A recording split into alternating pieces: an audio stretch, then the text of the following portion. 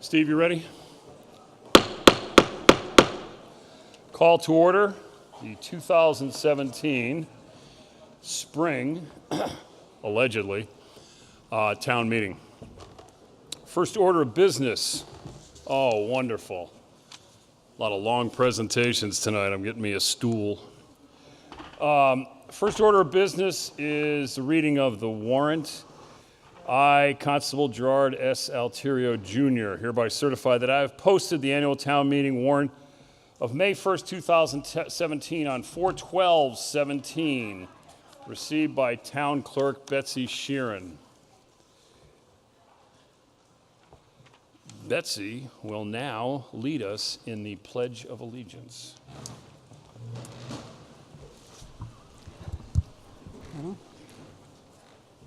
I pledge allegiance to the flag of the United States of America and to the republic for which it stands, one nation under God, with liberty and justice for all. Thank you, Mr. Moderator. Thank you.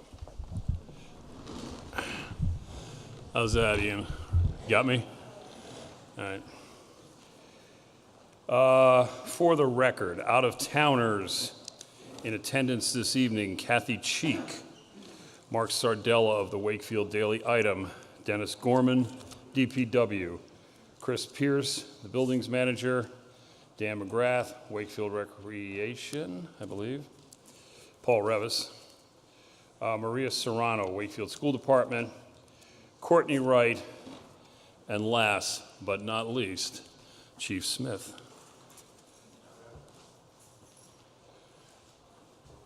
Mr. Sherman, you're going first, right? Little annual presentation by Dan Sherman from FinCom of the status of the town's financial situation. Thank you, Mr. Moderator. Good evening. As I've done in the past, I'll give you a little bit of overview of how the town's financial conditions rate tonight before we start voting on where do we spend our money. I'm going to talk a little bit about the past, the present, and the future. Right now, I want to show you the local receipts. Our receipts have done extremely well, as you can tell in terms of that graph. Local receipts include the base amount is the tax levy amount is our biggest value in terms of receipts. We also receive some state aid, which is the second bar. We also have local receipts. And then finally is everything else that we receive, all of the categories, which is like, for example, fees and licenses, dog license, that sort of thing. We've done well, as you can tell from this graph. If you look at the composition of that previous graph in terms of the percentage, our tax levy is our biggest piece. And over the last several years, we've made a conscious effort to try to wean ourselves off the state, because the state aid has a tendency to fluctuate substantially. And in years in the past, when it's dropped, you can see in 2004, for example, through 2012, it's been a declining amount as a percentage of our total receipts. So we've been able to weather some storms at Beacon Hill because we're able to use our tax levy as the basis for most of our expenditures, and we've been able to avoid some of the issues when the state decides to cut local aid. Communities like Springfield, Revere, New Bedford, they get roughly 50% of their revenues come from the state, and when the state decides to cut back a little bit, it really hurts them substantially. On the local receipts, that has also been trending up. We're up over $7 million, almost $8 million in fiscal year 16, and the biggest element there is vehicle excise taxes. So I do encourage everybody to continue to replace your vehicles. Detroit appreciates it, and so does the town of Wakefield and the Finance Committee. But the vehicle excise, obviously, if there's a downturn in the economy, as occurred in 2007, 8, and 9, you can see that the vehicle excise taxes did drop significantly, and that affected our total local receipts. We do expect local receipts to continue to increase. We're expecting this year to be somewhere just around $8 million, give or take, for 17, and roughly $8 million for 18 as well. Here's our graph on state aid. You can see there that at once upon a time, roughly 2002, 2003, received over $10 million in state aid. That dropped significantly over the coming years, and it's been on the slow rise of late, and that's helped us out. Our stabilization fund, this is basically our rainy day fund. We put monies aside in this in case we have a real need for some funds for critical purposes of emergency. We've used it for purchasing land, for example, at the head of the lake, and also at down in the Greenwood, the Maple Wave Playground area. There was a piece of land we grabbed there. We haven't done any purchases of late. We've been adding to our stabilization fund, and this is basically a reserve. And the goal of the Finance Committee and the Selectmen is we're trying to maintain our total reserves of roughly 10% of our budget. So this is our first element of reserves in a stabilization fund, and we're up to about $2 million and representing about 5% of our total budget. We also have our free cash. I look at this as our checking account. We have a substantial amount of money in this account. We're at the end of 16, we're just over $5 million, and it represents, it's just over about $7 million, representing about 7.5% or 7% of our total budget. So again, this is another reserve that we use. We'll be tapping some of this free cash in fiscal year 17, and when we go through the budget, you'll be seeing that we expect to tap about $1.5 million of this free cash for fiscal year 18. But again, it's in a position where we can actually use it, whereas in the past, we've been just barely getting by with a balance of roughly $2 million. Our debt service fund, which is another reserve that we use for buildings and construction, monies go into this, and then this fund is used to pay, for example, the bonds on Dolbear, public safety building, senior center, the recreation bond. All of those are running through the debt service fund. This facility, the Galvin, does not run through the debt service fund because the way the state had changed the financing for building schools, they modified it in such a way that our debt service fund now, the cost of the Galvin is being run through our tax levy. The voters of the town issued an override to pay for this building, so we are not using the debt service fund for that purpose. Our capital expenditures, this is a spot that when I first got on the capital committee and then on the finance committee was really a sore spot that we just were not spending enough money on our capital. We weren't taking care of the buildings, our equipment, our vehicles. Our capital expenditures were extremely low, as you can see in 2003 and 2006, 2007. We just weren't doing what we needed to do. We've since turned that around. This year, we'll be looking for fiscal year 18, we'll be looking for roughly $2.1 million for capital expenditures. And when you combine what we're putting in for our debt service to pay for buildings, then you can see that we're spending somewhere in the neighborhood of $6.5 million for capital projects, and a percentage of budget's roughly 6.5%. So we're doing a good job there, and we're going to maintain that effort. Large budgets, what we spent, the biggest budget item, of course, is individual item, if you will, is healthcare expenses. As most of you know, we made some serious changes a few years back in 2011 to decrease our cost. We went to the state GIC, saved us a lot of money. It saved us enough money such that we're putting $1.8 and now $1.6 million into our post-retirement medical trust fund. It's like our pension fund. It's designed to pay for the medical costs of our retirees of the town. And so we're not only have we saved a lot of money in healthcare costs, but now we're the envy of most communities in the state, where we are roughly 10% funded on our OPEB costs, and we have a schedule that's going to get us fully funded within the next 25 years. It's a nice spot to be in. And then you can see that the other big items, the retirement's going up about 4% over the years, and our regional vote costs is relatively flat of late, which has been nice. It was a steep increase for a number of years, but at this point, the vote budget is in a good spot, better spot than it has been. So during the last 5 years, where the money's been going. So on average, schools has been costing us roughly 6.4% increase per year. fire at 6.5, library is 6.5, police 6.1, DPW 5.5, general government 5.8, in total roughly 6.2. So all the major departments have been receiving substantial increases, and part of that is we had the revenue to do that, and we've replaced a lot of stuff that we've cut. For example, the library now has Sunday hours, which are very popular. We've added resource or put back resource officers at schools. We've expanded our fire department and our police department, and we've expanded DPW. So we've added services as the money has been available. So for fiscal year 18, what we're looking at is our reserves at roughly 10%, which is where we want to be. In case some bad times come along, having a 10% reserve we felt was a good spot. We have enhanced services, but we do have some issues. For example, in the capital projects right now on the horizon is roughly $35 million of projects that we will not get to in the next 5 years because we're only spending about $2 million. So we've got some issues there to deal with. Hotels and meals taxes revenue has definitely given us a significant lift, well over $500,000 a year. We have a $200,000 snow and ice overdraft that we have to take care of this year. Last year it was, or the current fiscal year 17, it was zero because we had a very mild winter last winter. But this year we're going to have $200,000 to spend. Walton School is an article for this town meeting to address.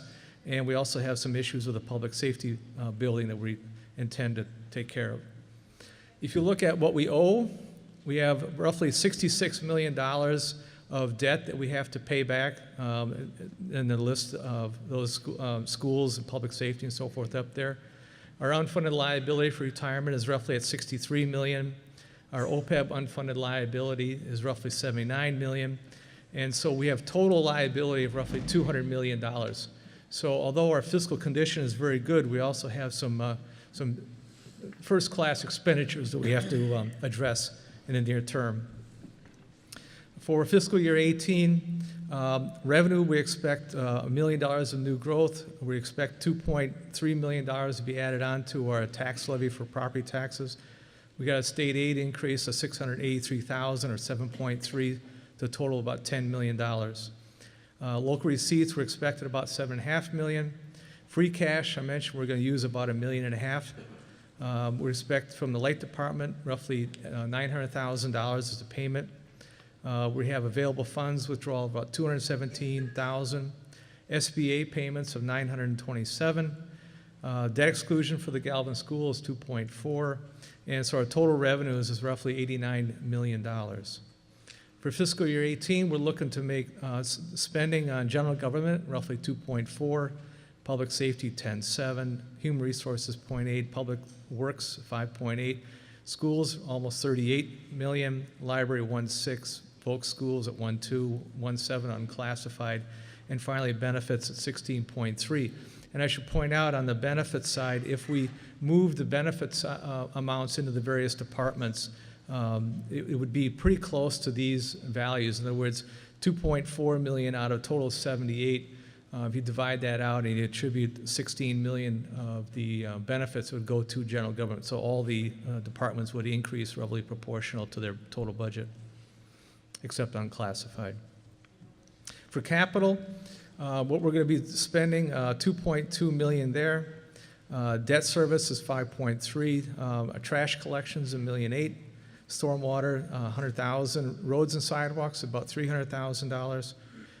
Overtime for the fire, we have a special article for that at 0.2. The radio transmitters for police, that's another article we'll be hearing about at 0.2. Overlay is 0.6 for tax abatements, and state and county expenditures is about 1.6, worth $12.3 million. Increase in tax levy, I mentioned, is 3.6%. State aid is going up 7.3, but in terms of breaking down some of the increases, we're looking at $2.3 million is going to go to salaries, $160,000 toward retirement. Healthcare is going to go up $348,000, capital $61,000, Medicare $26,000, all our articles is $600,000, and the Volk schools is going up $36,000. We also have a few things we're cutting back on. State and county assessments, the state's given us a little break, $133,000. Workers' compensation, we've had some good experience, so that's being cut $34,000. Street lights, we're getting more efficient with our electricity use, and we're cutting $25,000 out of that. But total department increases come out to $3.4 million or 4.5%. So boiling it down in totals, our expenditures are going to be about $86.5 million that were in this current fiscal year. They're going to go up to $90,586,000 for fiscal year 18 if all articles are approved as presented. Total increase of roughly $4.1 million or 4.7%, a significant increase. Total revenue for the year is expected at $89 million, and the difference between our revenue and our expenditures, as I mentioned, is $1,452,000, which will be pulled from free cash. So what's left? We do have some challenges. We still are focusing on our buildings and field maintenance. We're trying to reduce our energy costs. We do have to spend more and work harder on our roads, sidewalks, and fewer fields. Stormwater still is an issue, especially in those of you who live in low-lying areas, you know that all too well. The high school, as we've been talking about for a couple of years now, needs a serious amount of work. And as I mentioned, we have about $35 million in capital projects, other capital projects that we need to address. But we also have some opportunities, and we have some good things coming along. Right now, we know that the Eversource power line is the one that's running roughly from Woburn through Stoneham into Wakefield. We expect in fiscal year 19 or perhaps fiscal year 20 that when that project comes on, we're going to have an increase in our tax revenue of $1.5 million. I really like this one because power lines do not have children, so that helps. Our last Dolbear payment is $51,000 in fiscal year 20. So in fiscal year 21, $50,000 comes off our expenditures out of the debt service. Woodville bond, $565,000 our last payment in 21. That comes off. $99,000 to senior center, and the public safety bond comes off in fiscal year 22 at $600,000. So during this time period from now until the end of 23, we're going to have a reduction of about $1.6 million in our spending for these bonds. And thinking forward, thinking that, geez, if we could time this right and have everything work out right, it'd be nice to use that $1.6 million savings of these bonds come off and put it into something else, say the high school. I also do a forecast, and these are my best guess numbers right now in terms of expenditures and income going out until 2026. And when we're looking at budgets and we're trying to figure out what to do, what we can increase, what we have to decrease, I'm always looking long term. What if this happens, or what if that happens, and where do we go? And you'll see that for fiscal year 18, we're short that same $1.5 million that we have to come up with free cash. But fiscal year 19, the way things are shaking out right now, I'm forecasting $163,000 addition to free cash. And this means that I have an increase in cost of 3.5%, but I have an increase in income of roughly 5.4%, and this goes back to Eversource. Moving forward, you can see our income increase is roughly at 3.6%, then it drops off to about 3%. We have a good year in 2026. I'm forecasting some increases there. So in looking forward, I'm seeing nothing more than roughly a 3.6% increase in our budgets going forward, even though the last 5 years we've had an increase of over 4.7%.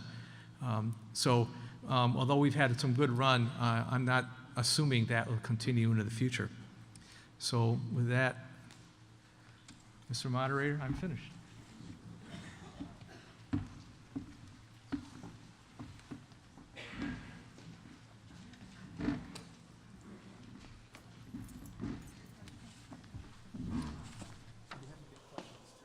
Yeah, no, you don't have any questions right now. Hey, officer, would you mind if we close those doors that lead to the hallway there? We have, yeah, you can, no, the ones out there. I mean, I just wanted to know if there's any problem, if you had a problem with that, if somebody could close them. Yeah. Yeah, those down there, yeah. You can, because of the fabulous acoustics here, you can hear all the chatter. Must be the enthusiastic Waltonites. You got to sit down, folks. Got to have a seat, and there's plenty of good seats, lovely seats down front. And also, you want to keep the chatter to a minimum. You can hear everything. And we don't want to be impolite for any speakers, particularly our first speaker, Mr. Mayo, who will present the budget, which is set forth in your annual appropriations handout that was at the door. Mr. Mayo. That the town vote to raise and appropriate from tax levy or transfer from available funds the sums of money as detailed in the following recommendations for the fiscal year July 1st, 2017 to June 30th, 2018. The grand total amounting to $91,137,533. The motions will be provided for the breakdown of this amount and the sources thereof in the various classifications as described in the recommendation book. Is there a second? Second. Mr. Mayo. Thank you, Mr. Moderator. Over the last 9 years, I have opened town meeting with a review of how far we have come. While I still think it important to reflect on what we have learned, and in fact many instances achieved, we need to be ready for the next steps that we will plan and implement together as a community. I certainly agree with Dan Sherman and the Finance Committee that our financial house is in good order, but we need to remain vigilant to keep it that way.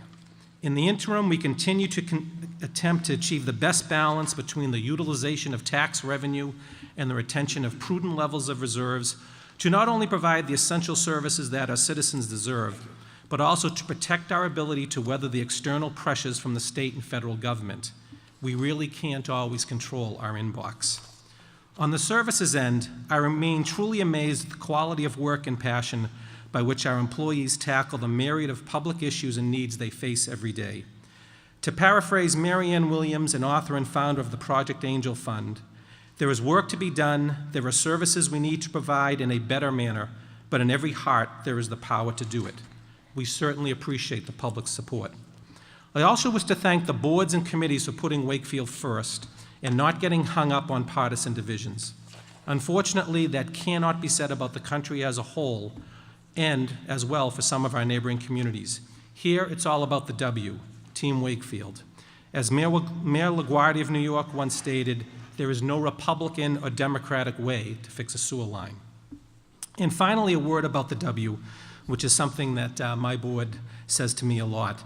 And to paraphrase Florida Georgia line, Wakefield's the kind of place you can't wait to leave, but nobody does because you'd miss it too much. It's our continued purpose to make Wakefield better, so no one wants to leave. Tonight, this budget will request a new position in the Department of Public Works to help maintain the Civic Center. This building is truly a gem, and the Board of Selectmen and I believe that we can enhance the experience of those who utilize the building, as well as create non-tax revenue income for its upkeep and expansion of programs. A new position in the police department to make sure that we continue to have well-trained officers in this world of constant uncertainty. A stronger commitment to emergency management with the hiring of a man or woman dedicated to ensuring our adherence to best practices during a crisis, as well as a focus on garnering resources pre- and post-events. We are reallocating resources so we better market our community and all its assets, as well as increase transparency with a budget tool that allows each taxpayer to see exactly where their money goes. The school department continue its strong march towards excellence. A strong educational system keeps our children in Wakefield, attracts new families, promotes new tax growth, and provides a better community for all of us to enjoy. On the capital side, we remain committed to alleviating some long-time issues in town, like the drainage on New Salem Street. Tonight, we'll ask for $2.2 million in capital improvement spending. We will also request funding to allow better radio communication among our police and fire, as well as correct educational inequities at the Walton School. We have been able to steadily increase our capital spending each year. However, it's important to note that we receive over $7 million worth of capital spending requests annually, so no one gets all they want. I wish to thank Sean Majerison and the rest of the Capital Planning Committee for their dedication to the careful spending of these dollars. Despite these expenditures, I still anticipate our reserve position to remain within our policy of 10% of operating budgets. We will also continue to fund OPEB. All in all, we will hold approximately $20 million in reserves and required deposits for future obligations. Probably a big factor in our receiving a AAA bond rating from Standard & Poor's, the highest rating available and enjoyed by only a handful of communities. This bond rating led to the savings of hundreds of thousands of dollars in the Galvin School and will help get a lower rate when we go for the Walton School this evening. Speaking of bonds, Article 3 tonight will fund the annual payments due on our bonds. As Dan said, there's some really good news here, and we'll actually be paying off bonds in the Dahlberg, Woodville, Senior Center, and Public Safety Building in the next 3 or 4 years. Accordingly, this will free up $1.5 million a year of bond payments, which we are now paying within Prop 2.5. I am sure some great discussions will occur around this topic as we address our capital needs surrounding roads, fields, and buildings.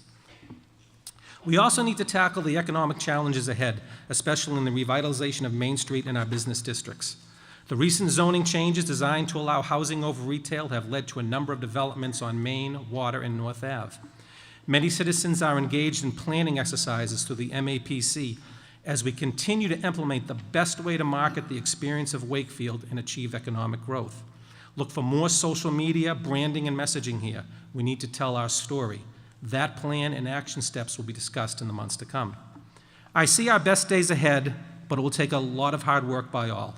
Again, I wish to thank my department heads, particularly Kevin Gill, our town accountant, my administrative assistant, Sherry Dalton, the Finance Committee, and especially the Board of Selectmen for all their hard work, support, and dedication.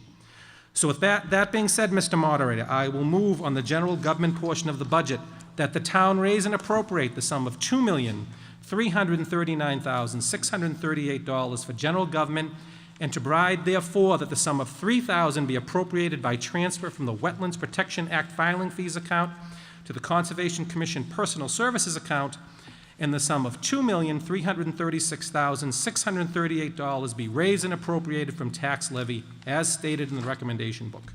Second. Thank you. The general government portion of the town's budget provides for the majority of the administrative departments of the town. The total amount recommended for general government is $2,339,638, a decrease of $55,350 from last fiscal year. Although happy to answer any questions, I will focus on areas of substantive changes. The increase in the Selectmen Department is due to the creation of a social media chief messaging officer position. The bulk of funding has been transferred from IT. It is vitally important that we not only provide as much information as possible to our citizens, business owners, and guests, but that we market our community. The visual budget, community calendar, Wakefield 101, the Wakefield Minute, promotions of business and events, Facebook and the town website are some examples of what we'll be focusing on here. Stay tuned for things like wayfinding as we try to get people from the lake to the downtown. We're trying. The accounting department increase is mainly due to contractual increases as well as the consolidation of copier leasing charges in the accounting department. The IT budget is decreased by $30,358. Over the past few years, we have realigned the mix of staff and contract consultants to better and more efficiently serve municipal and school departments. I am happy to report that both the town and the school are on the same page as far as IT is concerned. It is certainly clear that in order to provide better services to the taxpayers, this department needs to be staffed at an appropriate level. The reduction is due to the fact that we have moved the social media messaging position to the selectmen budget. This department, headed by Todd Bowden, has done a great job with limited staff. The legal department budget is decreased by $96,884. You may recall last year that we increased the legal damages budget by $100,000 to address some of the issues caused by the water break on Green Street. This year, we will revert to the normal amount of $4,560 for legal damages.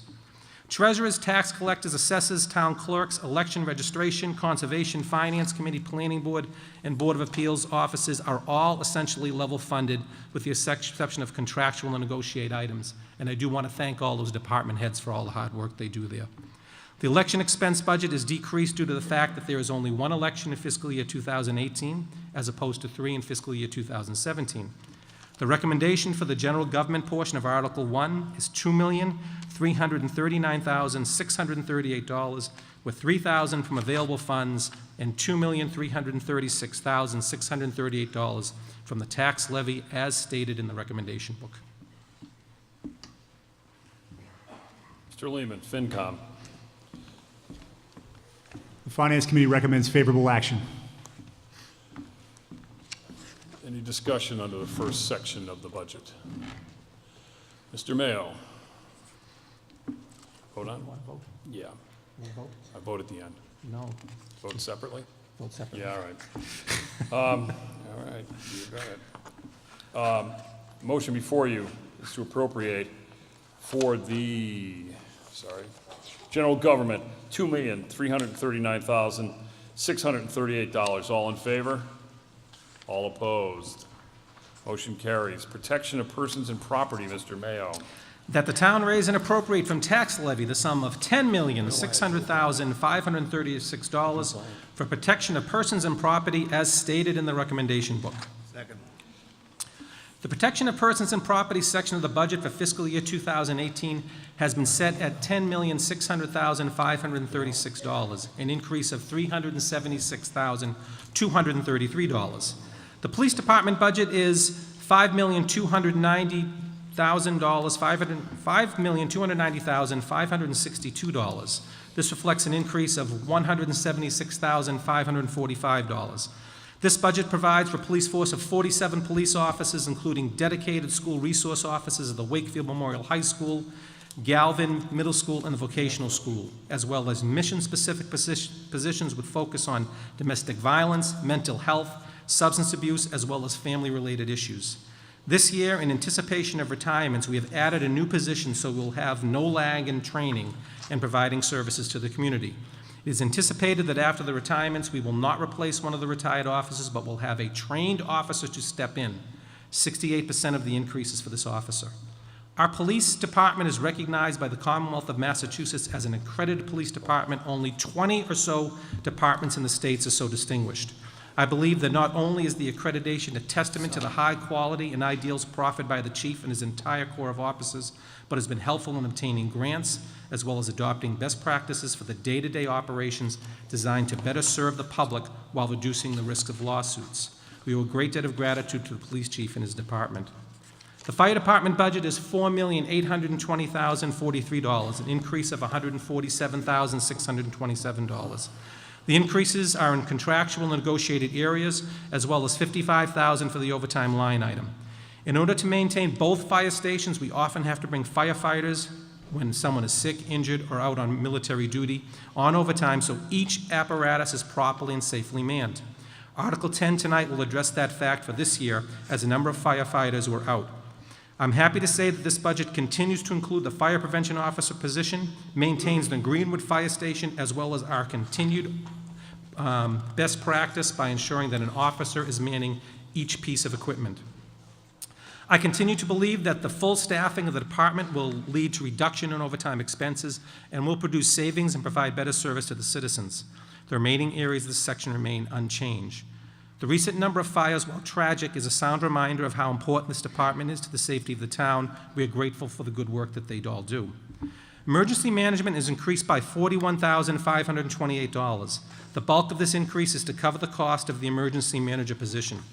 Both the police and fire chiefs, myself, and a majority of the Board of Selectmen believe that it is time that we increase our commitment to emergency management. This part-time position will ensure that we better coordinate disaster response and recovery, provide better disaster training for all first responders, update our emergency plans, develop best practice standard operating procedures for the Emergency Operations Center and personnel, serve as a liaison with municipal, state, and federal agencies, obtain resources and recovery funds. The fire chief has done a good job holding down the fort, but with the way the world is today, we need to be better prepared. And I personally think that 0.04% of our budget seems a modest cost for the safety of all. The fire alarm, police signals, and traffic lights portion of the section is increased by $3,170 due to the cost of supplies. The building department is increased by $5,763, mainly due to contractual obligations. It is no secret that this department is very busy with multiple major projects under construction in the town. I, for one, am very impressed with how the building inspector manages these projects and keeps them clean, neat, and safe for all. This department continues to be a great revenue source, generating close to $1 million this year in fees. The remaining budgets in this section are virtually level funded with the exception of contractual obligations. The entire amount requested for protection of persons and property is $10,600,536. Discussion? Oh, yeah, Mr. Lehman. Finance Committee recommends favorable action. Any discussion? The motion before you is to appropriate $10,536,000 under protection of persons and properties. All in favor? All opposed? Mr. Mayo. That the town raise and appropriate from tax levy the sum of $765,791 for human services as stated in the recommendation book. The request for human services portion of the Article 1 is $765,791, a slim $465 more than last fiscal year. The requested budget for the Council on Aging is $221,024, $3,315 more than the current year's budget, the bulk of which is contractual.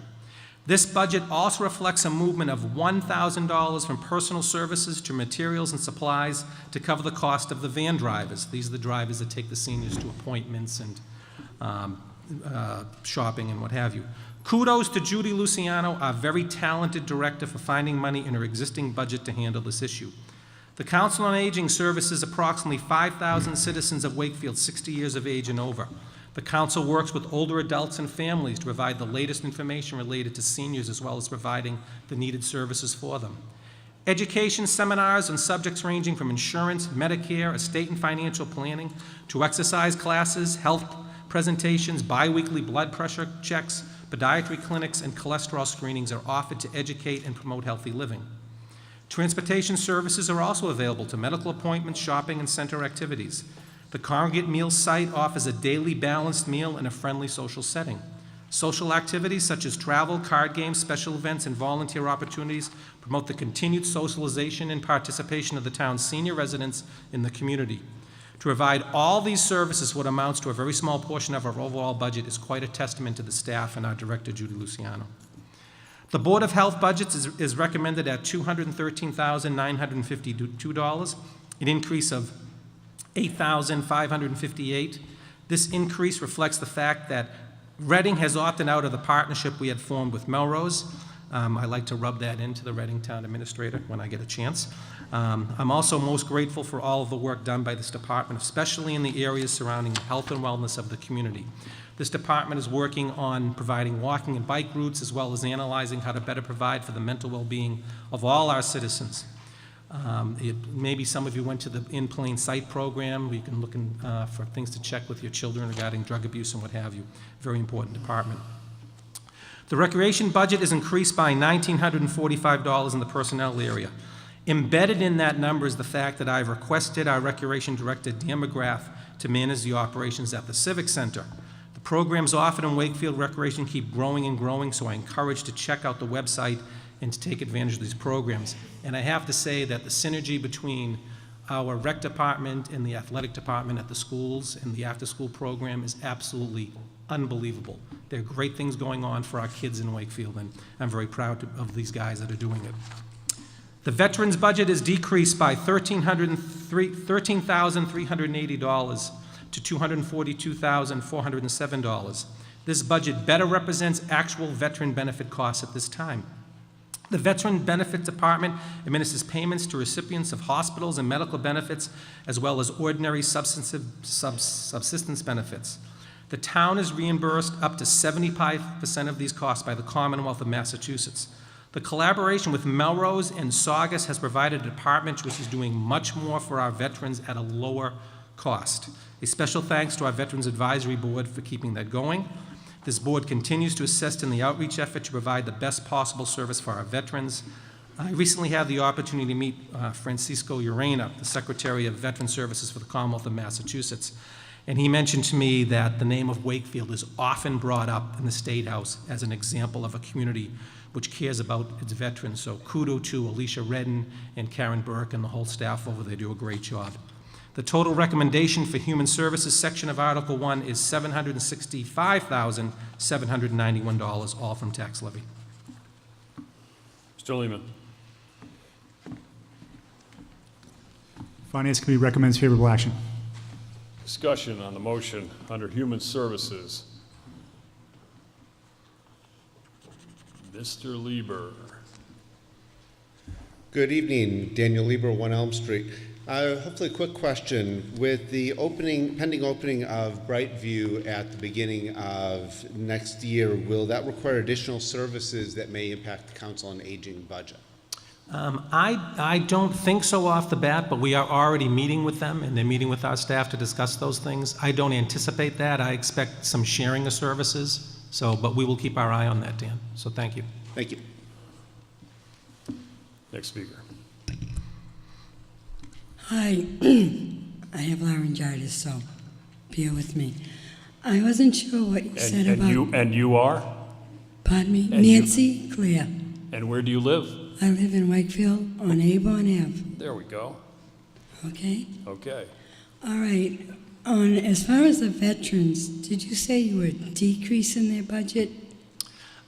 We are decreasing the veteran services line item because there are less, our expenses this year were less because there were less veterans taking advantage of the service. If more come in, we will certainly give them any service they want, and we'll supplement that later on. But we kind of base that on what's actually happening right now. Well, I don't think that's fair, and I don't think that's right, because there's more veterans that have problems that aren't being helped. You put plenty of money into the senior budget for these seniors, which I am. How many people use that senior center in those? How many a day, Judy, would you say? 100 to 200 people a day. Are they the same people that come every month or every week? Yes. So not a big percentage. I'm a senior, and I've gotten nothing out of this town since I've been here for 13 years. The only thing that's happened is an increase in my taxes. That's the only thing that has happened. So I can't see taking money away from the veterans that have many mental, and I don't have a veteran that has that problem, but I know that there are many that have mental problems. Maybe you aren't reaching out in the right way for them and trying to help our soldiers and people that are dying and fighting for us. And you want to cut their budget, you want to increase the school budget. Well, what have you done for us, the seniors? You have done nothing. And I'm the one that's sorry that I moved to this town, because you're forcing us out of this town. You're forcing every senior that's on a fixed income out of this town. I have to move out because I'm on a fixed income, and my taxes have gone up from $2,800 to $6,000. Okay, you want to stay on we're on the right. section under Human Services, All right. and that would be the veterans. All right, In a very the polite, veterans, civil manner, I might add. the veterans should be taken care of, and maybe you have to seek a way to help them out, because there are a lot of them around, and I think you're taking the easy way out. Thank you. Any further discussion of the Human Services section of the budget? There being no further discussion, the motion before you is to appropriate $765,791. All in favor? All opposed? All right, listen, what has been distracting me up here is we have an inordinate amount of visitors this evening. Okay, thanks. You got to be sitting down if you want your vote to count, folks, okay? Please, little rule I have. That would be you. Well, let me read the rest for the record here. Machine Amanu, Brendan Kent, Diane Staten, Jeremy Hammond, Don Schneider from Parking, Doug Lyons, Erica Hotman, Paul Broder, Aaron Mulcahy, Todd Bowden, Siv Tang, Dennis Fazio, Michael Pfeffenberg, I didn't write it, Tallard Amon, Lyle O'Neill, Tamanda Westlake, and Chris Blisson. If I just read your name, or if you filled one of these out, raise your hand. Wait, I have about 25 of these. Okay, raise your hand. All right, be honest. All right, you do not vote, okay? You do not vote. Understood? And if I catch one of you voting, There'll be a small little visitors internment camp down here, okay? Trust me, it would make my day. All right. Now I'm back on course, Mr. Mayo, and you will proceed with the Public Works Department. Thank you. That the town raise and appropriate the sum of $5,785,419 for public works, and provide therefore that the sum of $73,503 be appropriated by transfer to the Public Works Personal Services account from the following accounts: perpetual care income, $42,500, Park Trust Fund available, $3, sale of lots funds, $31,000, and the sum of $5,711,916 be raised and appropriated from tax levy as stated in the recommendation book. Second? Second. The request for the Public Works budget is $5,785,419,000, an increase of $250,568 over last year. The bulk of this increase is due to the addition of custodial services, energy performance contract payments, and other related items at the Civic Center that have been added to the budget. The Public Works Department has been severely understaffed for over 11 years, and we continue to place more responsibilities and functions under the control of the Public Works Department. In 2004, the Public Works staffing level was 79, and in 2017, the staffing level was 75. This coming fiscal year, we will add one additional position in the Public Works budget in the Buildings Division, bringing the total staffing level to 76, still below the 79 level in 2004.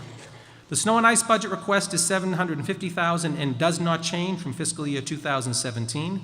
This budget has been historically underfunded and did not increase for a 10-year period between 2000 and 2009, and before that a 20-year period from 1978 to 1997. This budget will continue to be slightly underfunded in fiscal year 2017, and it is estimated that an average winter season would cost about $1.2 million. And so we may require additional funding next year. I hope to again begin adding to this budget in future years. The budget presented has moved in the right direction and allows for needed improvements in a number of areas, allows the town to comply with the NEPD's unfunded federal mandate, and allows the Public Works Department to meet its public safety and first responder responsibilities. The Public Works Department has done an excellent job in preparing their budget and maintaining the town's infrastructure under difficult fiscal constraints. The funding added to this budget is greatly needed and will go a long way to improving a great community. This is a no-frills budget. It is a budget that provides efficient, effective, and economic services to the community. The DPW's professional approach and dedication has been key to maintaining the core services that they provide. I want to thank Rick Stinson and his entire staff for the work they do daily for this town. The recommendation for this portion of the budget is that $5,785,419, of which $73,503 is from available funds. Mr. Lehman. Finance Committee recommends favorable action. Okay. On the Public Works Department? Yes, on Public Works Department. Yeah. I do have a big question. I believe your Water Department, is that also under the Public Works Department?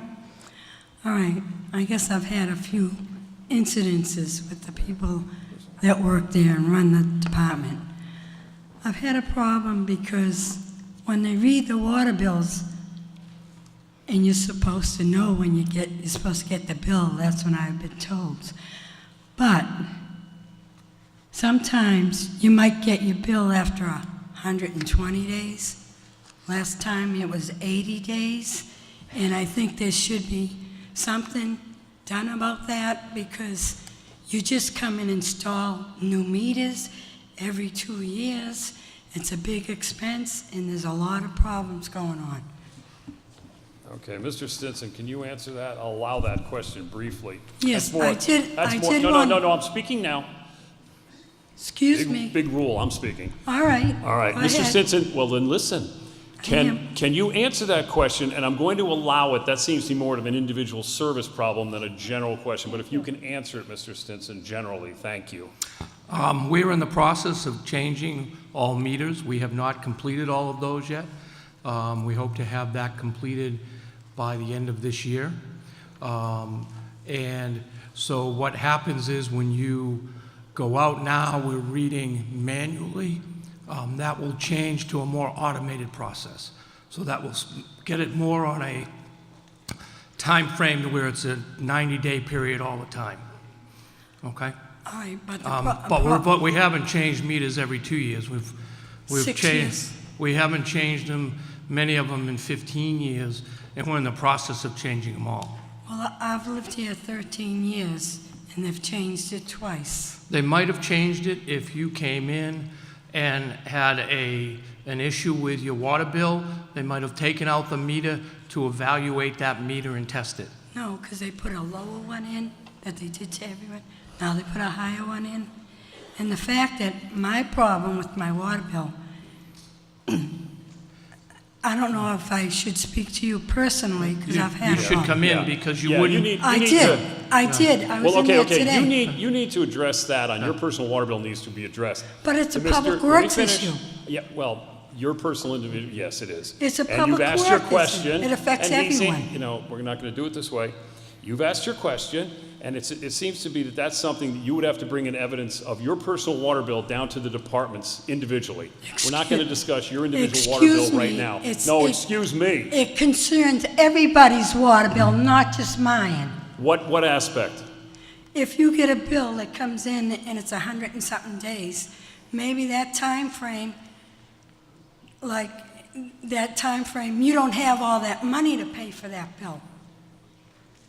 And you don't understand. That's an individual matter. No, it isn't. There's a lot of senior people like I am on a fixed income, Mr. and you don't want to listen to it.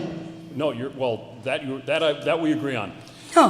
Well, you Mr. might get a Stinson, laugh could you? out of it, but it isn't Mr. funny. Stinson, just a minute. I'm going to try and get your question You're making a answered. joke out of it. No, I'm not. Yes, you were. You're being impolite. You're being impolite. No, I'm not. Yes, you are. I get to decide. Mr. Yeah, well, Stinson, you're not right. can you answer the 110-day question, the last question that we'll entertain under this subject tonight? As I stated before, because we read manually, when we get snowstorms and we have emergencies, that throws off the ability to read all the meters on an interval of 90 days. So we end up being sometimes late or sometimes early. That will change with the new meters that have been installed and the new reading device. That also does not mean you pay more or less. You pay the same amount, but you may pay more or less in one time period. The overall amount is the same. You're paying the amount that you owe. I can discuss that with you later, because I don't agree with that. Okay, thank you. Yes, I was just wondering if, which section of this DPW budget is for road repairs? Under which category? Or in Article 16, there's another thing about roads, and I wasn't sure which is which. Mr. Mayo? I'm wondering if enough money is appropriated, because the roads are a disgrace. There is some additional money that is in Article, I think it's 16 for roads. I think it was 16. For 16. I do agree with you that we do need to appropriate more for roads. Whoa. The question is, where in the budget is, it's gonna be a long night. Where is it in the portion of the budget you're discussing now, or do we wait until 16? Well, it's actually in both. Well, see, that's what I was... Okay, why don't you It's point in out both. where it is in this portion of In this portion right here, if you look on the Public Works Department under Highway, it's a lot of numbers, they're kind of small. Yep. $255,000, $50. Okay, it says highway a few different times. Yeah, if you look. It's a two-page thing. Well, so- there's a lot of personnel services is part of it, contractual services is part of it, materials and supplies is part of it. So if you add all that up, it's broken down separately. But that's for the actual... That's part of the money for the roads, yes. Okay, But I and do then- agree with you, we need to do more, and we will do And then more. there's more in 16. More in 16, yeah, Okay, thank you. thank you. Any further discussion under the Public Works Department portion of the budget? There be no discussion. The motion before you is to appropriate $5,785,419. All in favor? All opposed? Motion carries.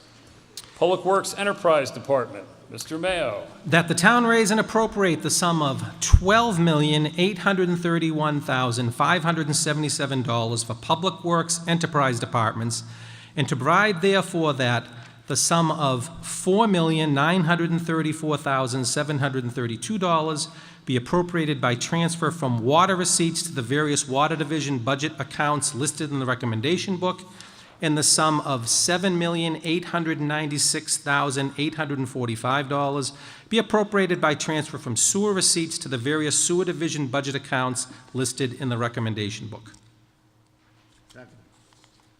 Thank you.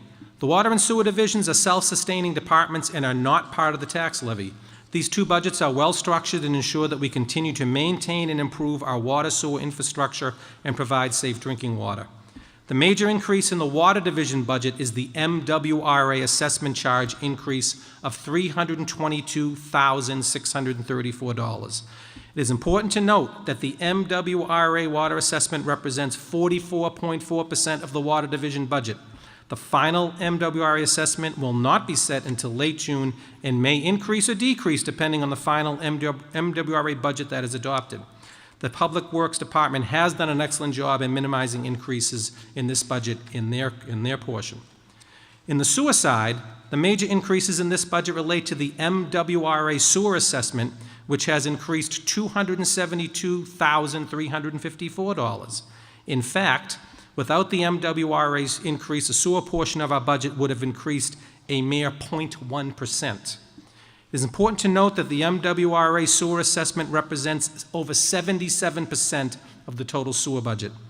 The final MWRA sewer assessment will also not be set until late June and may increase or decrease depending on the final MWRA budget that is adopted. Both the water and sewer budgets are well-structured and ensure that we continue to maintain and improve our water sewer infrastructure, provide safe drinking water, and allow the Public Works Department to meet its public safety and first responder responsibilities. The DPW has done an excellent job in minimizing increases in this budget. The recommendation for this portion of the budget is that $12,831,577 be appropriated from the respective enterprise divisions. Any discussion?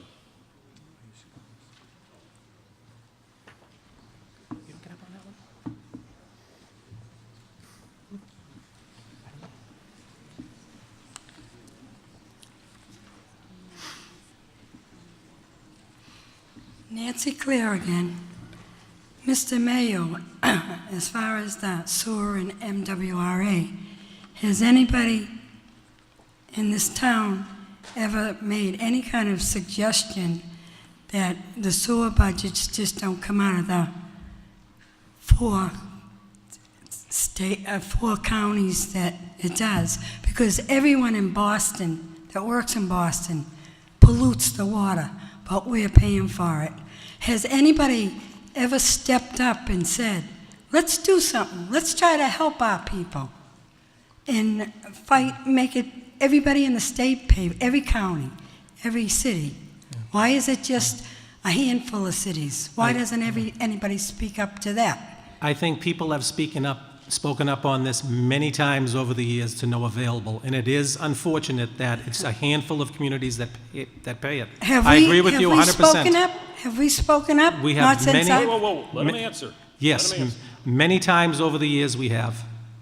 Well, I think you have to do it again because that's what's killing. I have to move out of this town. I had to pay my taxes through a credit card. How do you like that? I don't think that's fair. And there's seniors that don't know enough to speak up.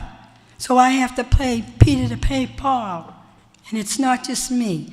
If you look into your senior people, you'll see what's going on. You know, you have to do that. Thank you. Thank you. Any further discussion on the Public Works Enterprise Department? Oh, wonderful.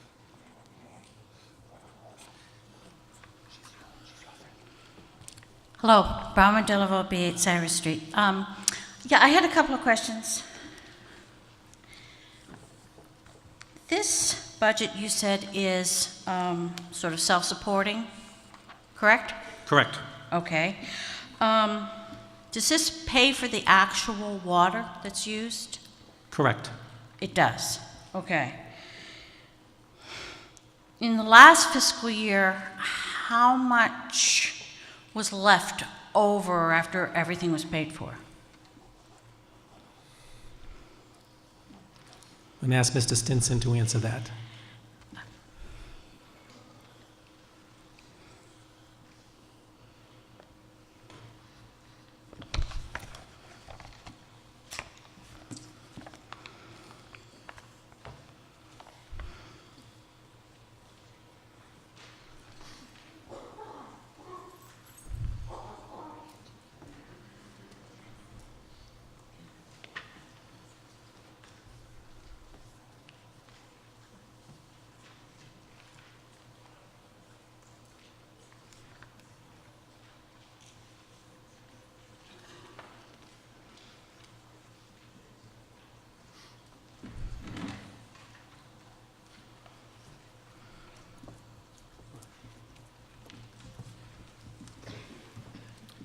At the end of the last fiscal year, we ended with reserves of $550,000 in water and $1,300,000 in sewer.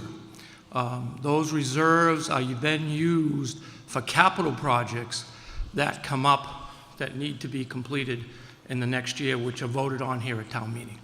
Can you give me an example of a couple, three of the capital Sure. projects? That If you look in the recommendation book, you'll see a article that we'll be talking about later for $971,000 for the 2 final sewer stations that will be rebuilt.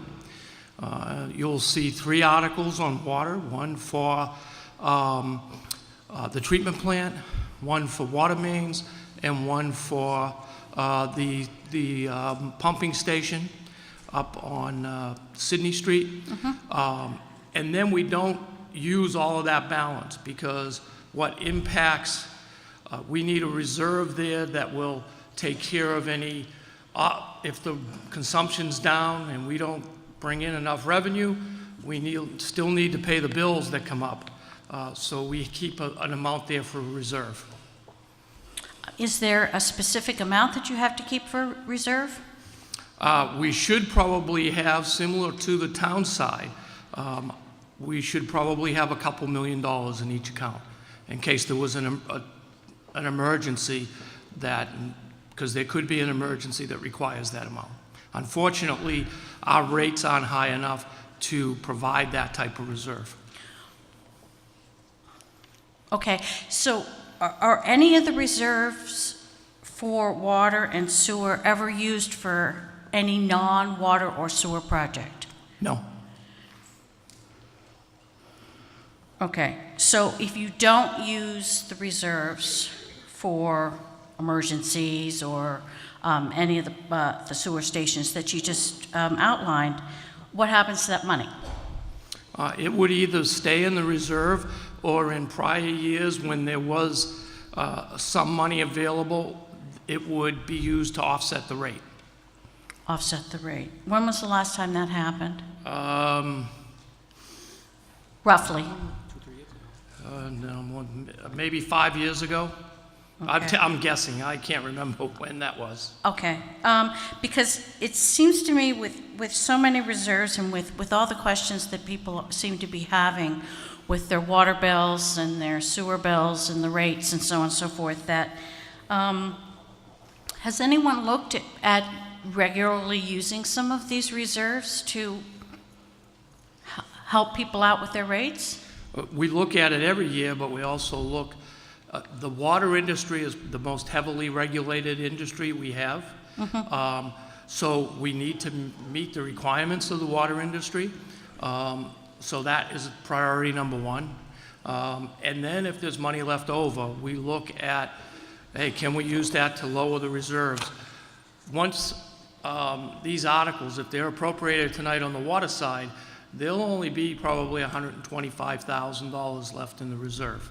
On the sewer side, once that article is appropriated, there will be $400,000 approximately for $350,000 left in the sewer reserve.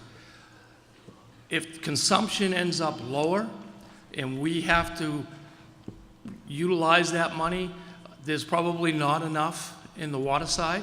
I'm worried about that. And on the sewer side, we'd be real close. So it is true that the less water we use, the higher we're penalized for that, right? Well, the more water you use helps build the reserve. We don't raise our rate to build the reserve. We try to build our reserve by money we save in the budget. So if we don't have to spend it all, it helps build the reserve. We don't set an amount in there, in that rate, to increase the reserve. So I don't know if that answers your question or not. Well, sort of. Does the MWRA, has their price gone up every year Yes, for what we have to pay? correct. Has there been a rough percentage that it's gone up every year? It varies. Right now, they're trying to hold it at no more than 4%. There have been times in the past where it's gone up more than that, quite a bit more. There's also been mid-year increases that we did one year because of the MWRA. That's a number we have no control over. Of course. Has this town done any research and checking to see that if the MWRA is increasing their price equally across the board with all the communities that are participating in the MWRA program? They send out, they base it on, the water side is based on consumption from the prior year. They do that with all the communities. So similar to us, they establish their budget, and then they use that consumption to figure out what the assessments will be to communities. And there's a lot more involved in that, but simple kind of explanation. I'm sure, On the yes. suicide, it's more complicated. Suicide consists of, there's a population component, there is a flow component, there are high strength components. There are a number of different components that make up the sewer assessment, and then they do it on a 3-year average. So that's very complicated, but the way it's done is the same for all of the 60 communities. Okay, so if Wakefield as a whole uses, say, substantially less water in a year, are we going to be charged more the following year? On the, we could be, because if they, we would not be if their budget stayed the same. If their budget goes up, there's that possibility, okay? But if their budget stayed the same, even staying the same, we could be based on, if everyone did the same and used this X percent, this drop for everybody, we're still gonna pay the same. If we dropped and no one else did, on the amount of water we used, and the numbers stayed the same for the budget, then our rate, our assessment would drop. Okay. Okay. No, I know this has come up before. I'm not sure whether this is within the four corners of the question, but there's been a lot of talk about those who have wells having to pay for sewer when, in actuality, nothing's going through the sewer there, or That's incorrect, because if you have a well, all that means is that your water does not come from the town system. Your sewerage still goes into the sewer system. okay. So then, but people who are still charged, who have wells, are still charged for water. Is that correct? No, they're charged for sewerage, not for water. They're not charged for water, but they're charged for sewer. Correct. Okay. What about the issue with separate meters? The selectmen have taken a vote, and based on our recommendation, that they do not allow currently second meters for irrigation. And you have to look at the whole package, and you could do a whole course on it for about 8 hours. At the end of the day, there's so many different variables and so many impacts if you change, that they have taken a vote that we're going to stick with the moratorium, that we don't allow second meters. Okay, I understand. And that includes pools, right? No, pools, the first time fill, or if a liner rips and tears and you have the repair bill, you do get an abatement for that water you put back into the pool. Okay, so first time fill, do you mean just first time or first time a season? The first time when you install the pool. Okay, all right. And when was the last time the selectmen voted on the second meter issue? I believe it was 2 years ago, and the date for the next vote is in 2019. Okay, thank you very much. Thank you. You must stay up here. You might as well stay up here. Any further discussion on the Public Works Enterprise Department? Motion before you is that the town appropriate $12,831,577. All in favor? All opposed? Motion carries. Good job, Ricky. I'm all set. School Department, Dr. Smith.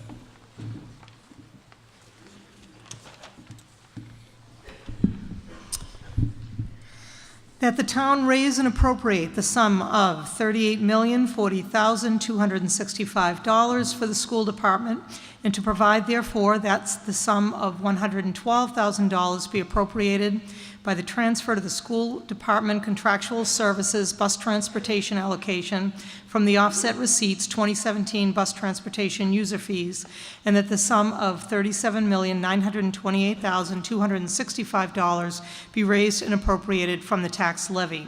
The total recommendation for the school department is $38,040,265. Is there a second? Second. Dr. Smith. I am pleased to share the Wakefield Public Schools recommended budget for the 2018 fiscal year. This budget advances our core values, mission, and strategy, and represents the valuable input of educators, parents, and members of our community. In recent years, the town of Wakefield has made a strong investment in early childhood education, curriculum renewal, and instructional technology. This investment, coupled with a focused strategic action plan, is beginning to yield powerful student outcomes. Based on our most recent state assessment results, 3 of our 6 district schools achieved a Level 1 accountability rating this year, an outstanding accomplishment. The other 3 schools maintained a highly respectable Level 2 rating, the rating most common among schools in the Commonwealth. Of the 10 school districts that the Department of Education identifies as comparable to Wakefield, only 1 had a higher percentage of Level 1 schools. In the Wakefield Public Schools, our mission and strategy is to prepare students for college, career, and community by providing rich and challenging curriculum, high-quality instruction, and educational experiences that meet their individual needs and interests. These objectives represent what I believe to be the highest leverage areas of focus to become one of the premier school districts in Massachusetts. So as we prepared the FY18 budget, the allocation of finite resources explicitly target and support these 3 strategic objectives.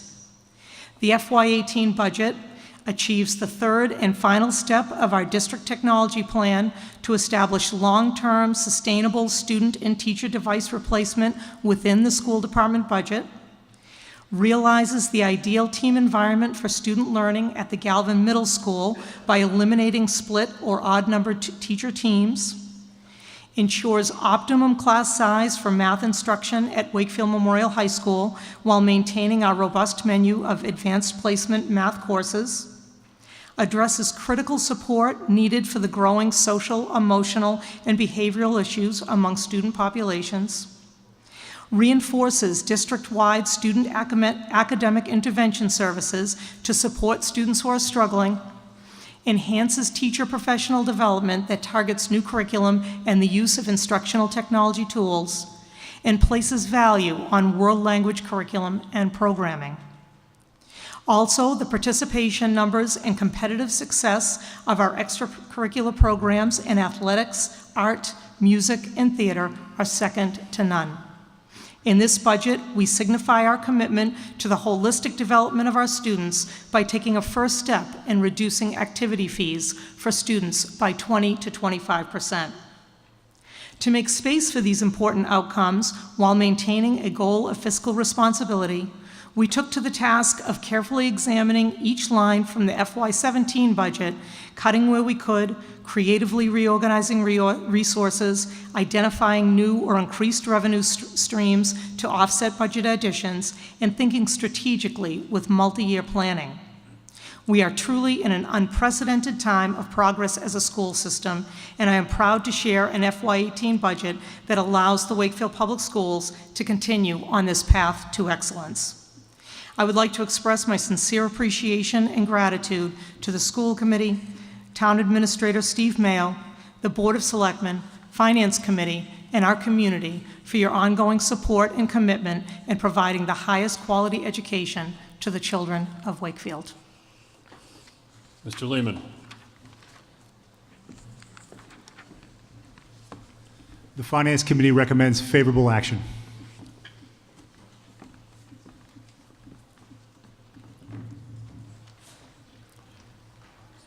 Yes. Hi, can I ask a few questions? Sure. On the school budget, all the appropriations, what is it going towards? Are any salary increases, payroll increases in that budget? Yes, so a percentage of the budget is our collective bargaining agreements. The Wakefield Public Schools has over 500 employees in 7 bargaining units. Okay. And I'm sure that you realize the school system probably is one of the big reasons all the seniors have to move out, because the budget from the school season is what's causing our taxes to escalate. I mean, they escalated every year for the past, 14 years, ever since I've been here. I mean, it's crazy. It's what happened to 2.5? I don't understand that. I mean, of course, I want all kids to have a good education, and I also understand all the things that are happening with children and the safety issues with the children. But I think your budget, I think this town is so overreaching and trying to do too much, and they're not taking consideration into anything else. Everything's all about the schools. And it's like, Social Security, I've had 1% raise in 4 years or 3% raise in 6 years. And we're supposed to survive. And I'm sure your teachers have done much better than that. So that's not right. So you're opposed to the budget, is that your point? Yes, I am Okay. opposed to the Okay. budget. Thank you. Because I think it's on the backs of the taxpayers, and it's hurting all the seniors. Not that, I don't have any kids that go to school, but that's not the reason. I still want the school to, because 13 years ago, I wouldn't have moved to this town because the school did not have a great rating. Okay. But I think maybe your rating is better, but I think you're killing the seniors. Okay. And we you got don't that. care about us. We got that. What do you need to do? Oh, yeah, sure. Mr. Lehman wants to speak individually, not in his impressive role as chairman of the FinCom. So I want to thank you for your comments, and I'm going to take a moment here to offer a bit of context of how the conversation at the Finance Committee went. Some of the concerns in the points that you made, we did voice. The vote was divided. There were 3 no votes on the Finance Committee, but we all discussed the conditions of our roads, the future investment needs outside the school, so fixed assets beyond school buildings and things like that. But what I think carried the day, in where I hope you'll support this budget, is our ability to maintain the AAA bond rating, the selectmen not going up to a full 2.5% last year. So we all, me especially, take care to mind the tax burden, but we were able to not go up to 2.5% last year because of all the good governance wins. So though there's been an increase in taxes, they've been deployed some very important investments, and I think that's what carried the day. More importantly, with the increase, those 2 items, Dr. Smith mentioned the technology. moving that on budget is sort of an important governance win as well. It shows that the school committee true cost of education is starting to come into the budget. So we'd ask this body to consider not only the pure numbers involved with the school committee budget, but the governance win of moving the technology, continuing to move the technology on budget, and the user fees for that matter. If you take a philosophical view that the user fees or extracurricular activities are part of the scholastic experience, moving the user fees on budget is a great move to not only take the sort of point of sale pain off certain families, but you're better displaying in the budget what it costs to matriculate through the schools and have that full scholastic experience.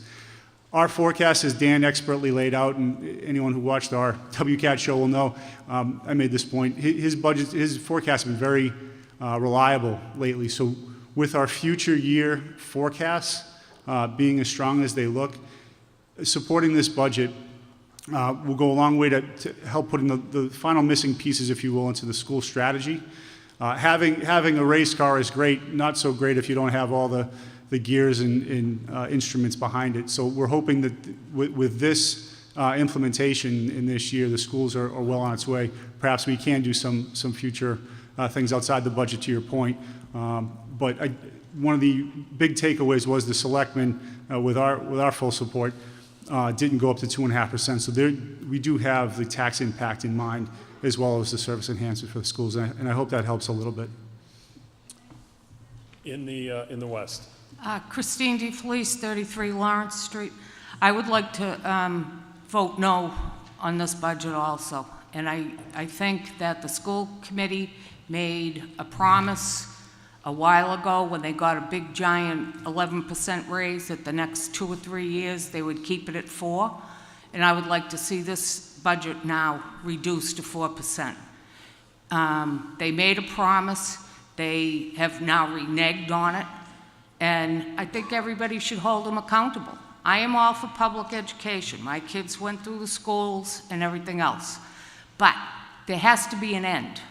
It's like they just want to spend, spend, spend. And even if it means waiting, an extra 6 months or a year for some of the technology, then so be it, because by then there's going to be new stuff out that people are going to want anyway. The teachers were always looking for the new toys, and you wonder sometimes how much they really use them. Just because a new product comes on the market doesn't mean we have to get it.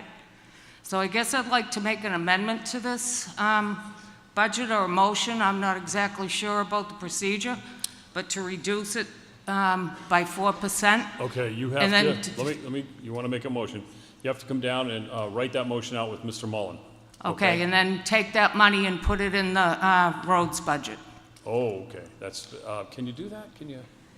Tom, can you do that? No, you can't do that. You can reduce this by 4, but you can't say where it gets to go. So you'd have to make another one when the roads budget comes up? Yeah, you have to make another one on that other motion, that other article that comes up. But you have to come down here now and write it out and sign it, okay?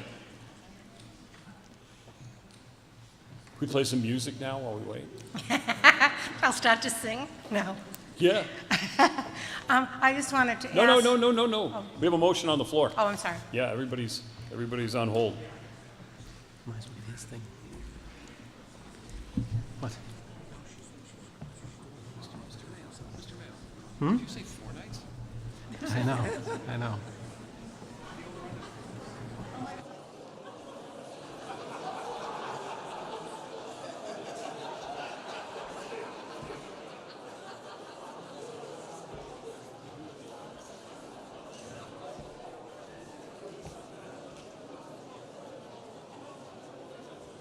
Hey, Doc, you look good in that.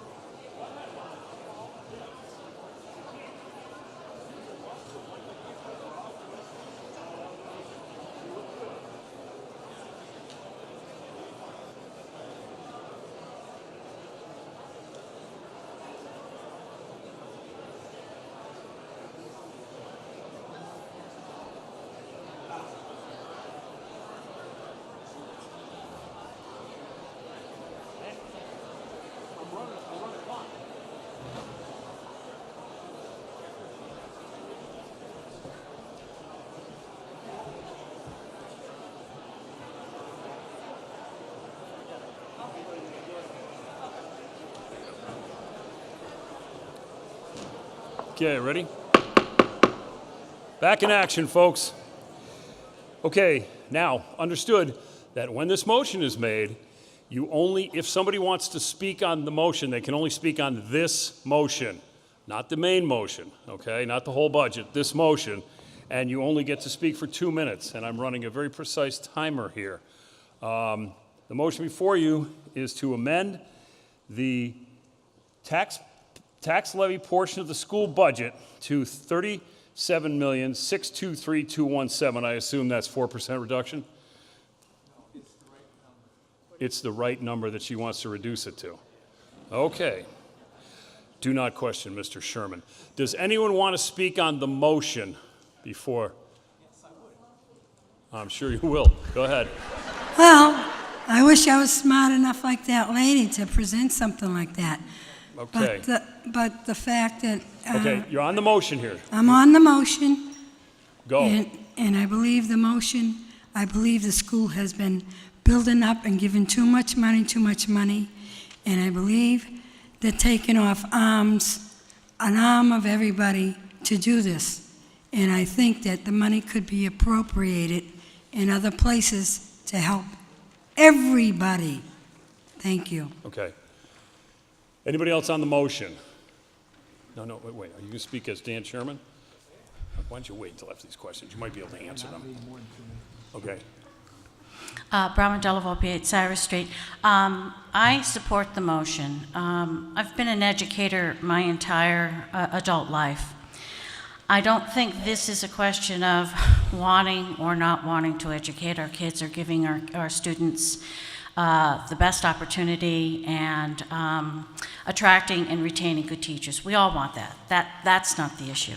The real issue with this budget and the reason for my support of the motion is because, as the previous speaker said, a few years back, the school committee came in with an approximate 11% increase in their budget, which is huge. The reasoning was that the school had been underfunded for several years, and this body agreed and granted them the 11% increase with the understanding that for the next 3 years, the school would come in with a budget no more than 4%. The previous speaker is correct.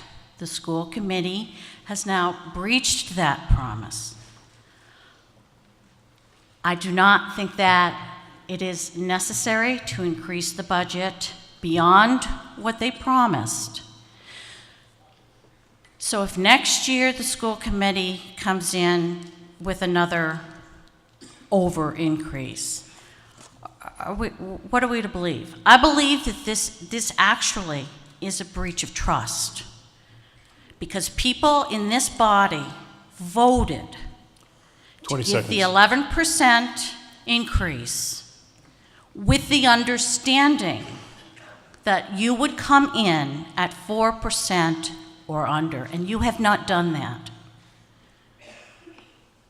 And to me, that's unconscionable, because you're throwing it in the face of this body by going back on what you promised. Thank you. Thanks. Anybody for 2 minutes on the amendment? Mark Luca, 359 Mortar Street. If this goes through, what kind of an impact does it have on the school department in terms of what they now fund for raises and steps? Dr. Smith. So if the school department budget was lowered to the 4% increase, we would have to cut. It would not impact salaries because those are our contractual agreements. Right. So it would not impact salaries. We would have to cut our current budget in other ways, whether it's curriculum, instruction, or some other aspect, in technology, some other aspect of the school department budget. Well, what percentage every year goes towards raises and steps? I think it depends from year to year. This year, 4.59% of the budget of the increase is going to salaries across, as I said, over 500 employees, about 1% of which we can offset through grants and revolving funds. Mm-hmm. It's my opinion that this amendment should not pass, because it's going to put them in a bit of a chaotic situation where some of the things that we wanted our children to have, they're not going to get now because of the way it's set up. Somewhere along the line, when the big increase came through a few years ago, the promise was to keep it within 4%. 4% is not a logical number to get to, because we're already above that when you look at steps and increases. 20 seconds. So I would recommend that you vote against this for two reasons. One, I don't think it makes sense, and number two, I'd like to make an amendment to increase it. Thank you. Thank you.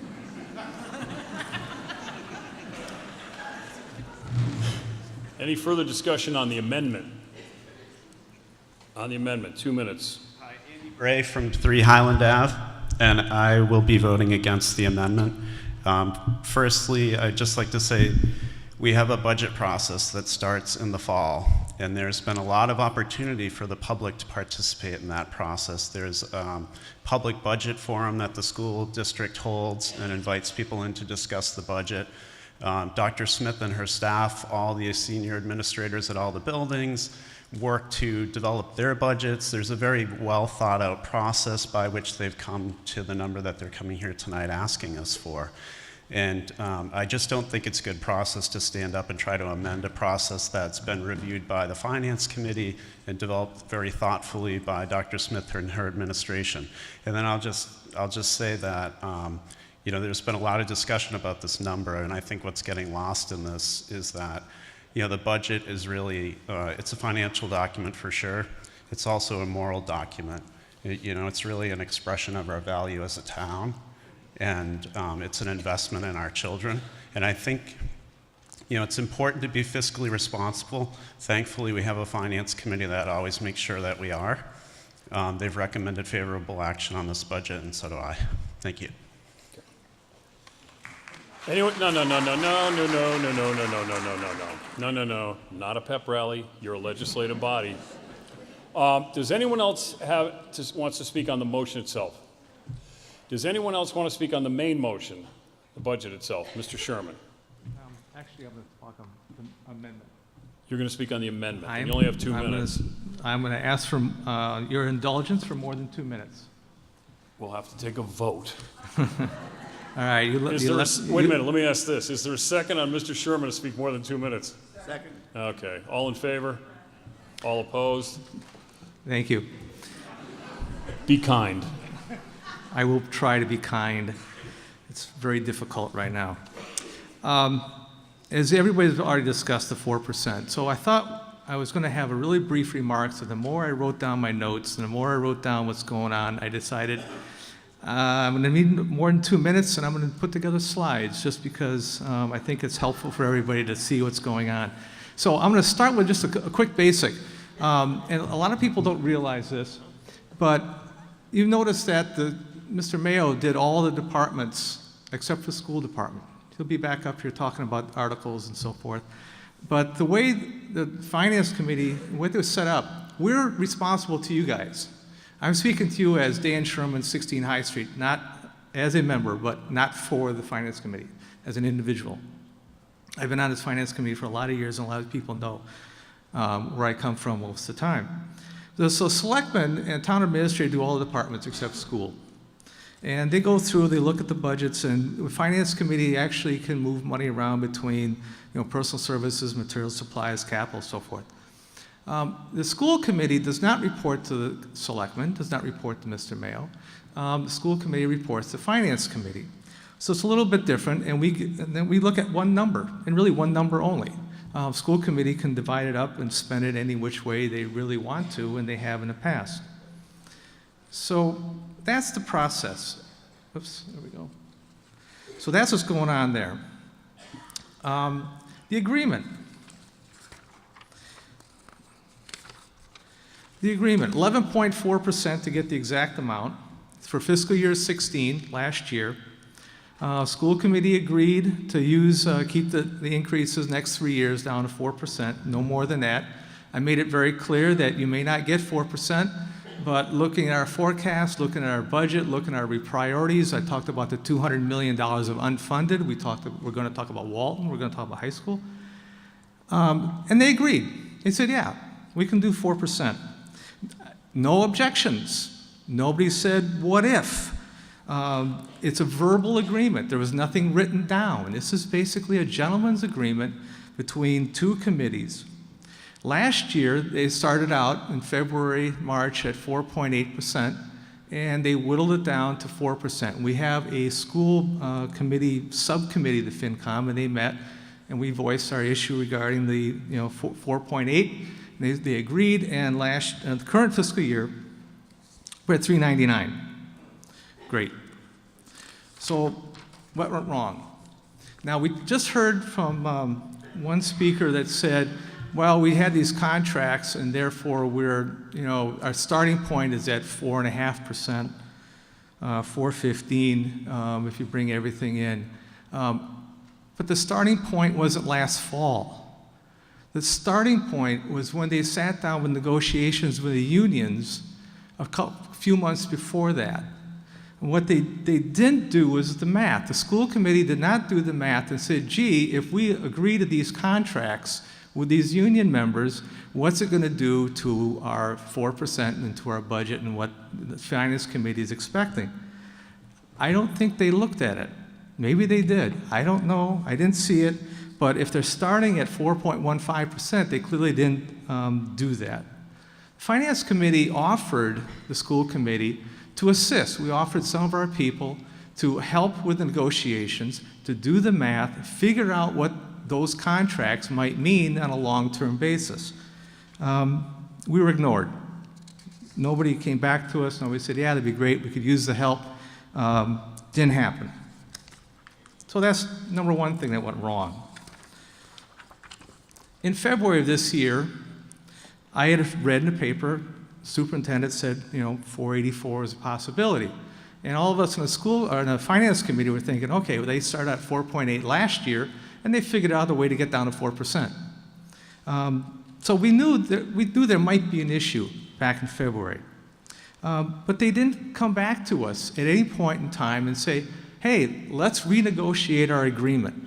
Why don't we go before the finance committee and say, hey guys, this is what's going, this is what we would like to do. Can we do a little bit more than 4%? Can we do 4.84%? They didn't do that. So the night before our final finance committee vote, the school committee voted to leave the superintendent's recommendation at 484. It did not change a thing. So at that point, the finance committee said, wow, we have just got 24 hours before our meeting. We've learned that the agreement has been broken. We proceeded to have a 4-hour and 15-minute meeting. 99% of that was on the school budget, going back and forth, a ton of discussion. A lot of people were upset. A lot of people were disappointed in what had happened.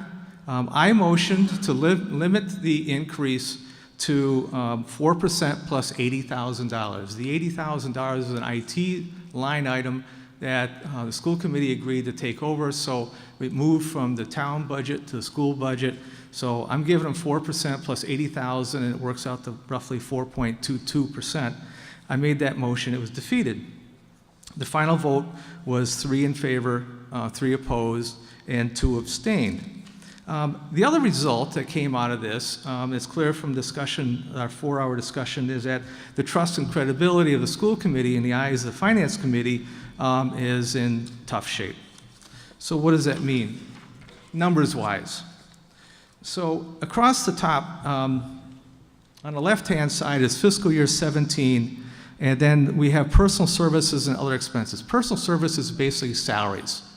So the school committee salaries are going up from $45 million, representing 65% of the entire town salary, to $46,991, representing 65.5% of town salaries. And the personal services budget for the school in total goes up 5.1%, whereas everybody else is coming in at 2.7%. If you include the other expenses, you can see the totals, and the school's going from 53.1% up to 53.3% of this town budget. But I also said, well, there's more than just personal services and contract. There's a lot of the money that the town spends that goes toward the school department but is in a separate line item. For example, workers' compensation. 50% of our workers' comp budget is for schools. Group insurance, 65%. Retirement's about 20%. And the reason retirement is so much smaller is all the teachers are in a state teachers' retirement system. We don't have to pay for their pensions. General insurance costs us 80%. Debt service, the Galvin, for example, Dover, Woodville, 75% of our debt fund goes to the school department, and Medicare is at 65%. So if you bring it all in, it was $48.3 million, and now it's $51.3 million, an increase from 54.1% up to 54.7%. And if you look at this thing all in at the 48.4% that they're asking for, their budget, total budget increase is 6.12% over where it was in 17. The rest of the town is closer to 2.5%. Then we look forward on their debt. Right now, I mentioned the debt service. They represent 84% of that budget. Retirement is 20%. The OPEB, post-retirement medical benefits, they represent 65%. So out of our debt of almost $200 million, school department is roughly 55%. So my summary is the superintendent did exactly what she's supposed to do. Department heads are supposed to go to their supervisors and say, hey, this is what I'd like to do. This is where I want to go. She did her job. I have no issues with the superintendent. Second point, it's really not about the money, in my opinion. We can afford this. The problem is the process. The process failed. The school committee could have fixed this quite easily years ago, a year and a half ago, even last February. There's consequences to what they've done. And for one thing, because we're spending that much more on salaries than we had expected, some other projects could get delayed. High school, further increases in the budget. Clearly, honor, credibility, and trust, in my mind, suffered, and the effect on other town budgets is going to happen. So then I thought, well, what if? What if they had done something a little bit differently? For example, what if they figured out the math before they agreed to the union contracts? None of this would be out there. We would not be wasting any of our time. What if they come before the Finance Committee in February and said, hey, maybe we could do something about our promise. Let's renegotiate. Let's talk about it. My guess is we'd have said yes. I think, and if that had happened, the school committee vote, they wouldn't have had 2 no votes. They'd have had a unanimous vote. The selectmen, I believe, had 2 no votes on their blessing. I think that would have been unanimous as well. You'd had a unanimous discussion in the Finance Committee, and we would not have had a 4-hour and 15-minute meeting. It would have been more like an hour and a half. And this town meeting would have been a lot shorter. I wouldn't be up here talking to you. And the other last thing is, in terms of the public comment, both the media and social comments, wouldn't have been out there. We wouldn't have been reading about it in the item for weeks on end. We wouldn't have seen it on Facebook and everything else if the school committee had just done their job. So I'm not going to ask you to reduce their budget on this amendment. For those that you want to say yes to the amendment, I hope I provided you some information. And for those who want to vote no on the amendment, same thing. So when we get to the main motion, you can discuss that. I'm not going to push it one way or the other, but I will say that come next year, the process will be adhered to. The school committee will be asked to come to Finance Committee in February, not the end of April. So thank you, Mr. Moderator.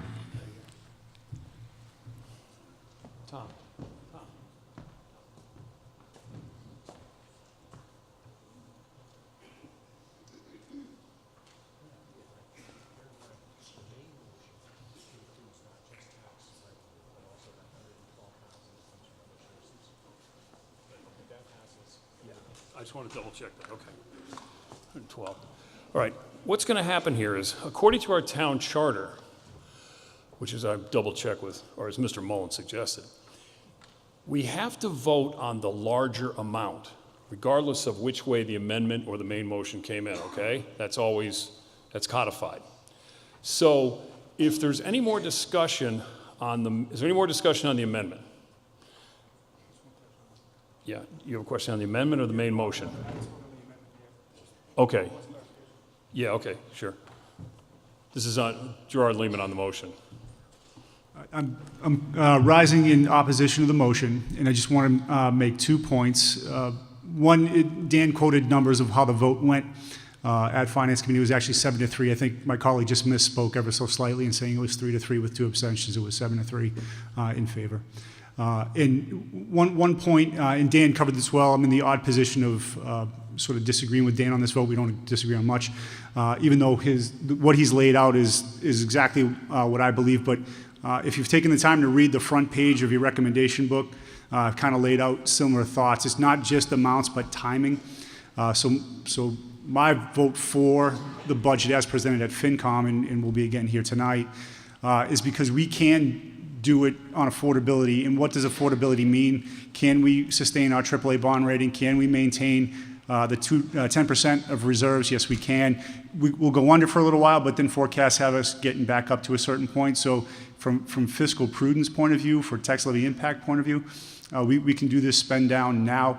Next year, I agree with Dan, I'll probably sharpen my pencil as well, but I don't want to try to even bind any future town meeting. But what's before us right now, the objective measure I use for affordability was, can we do 10% reserves, AAA bond rating? And I should have also mentioned, and it's in the front of your book, I'll call it a windfall in Chapter 70 money that we got because of student retention, because of the advocacy of our legislative team on the Hill and the governor's commitment to local aid, all conspired to allow us to do that. So I didn't make those points as precise as I should have initially, but that's why I supported it, even though what Dan laid out is, in terms of raw information and his interpretation, is exactly right.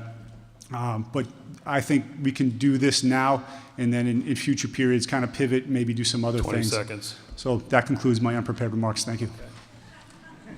Yes. Well done. All right.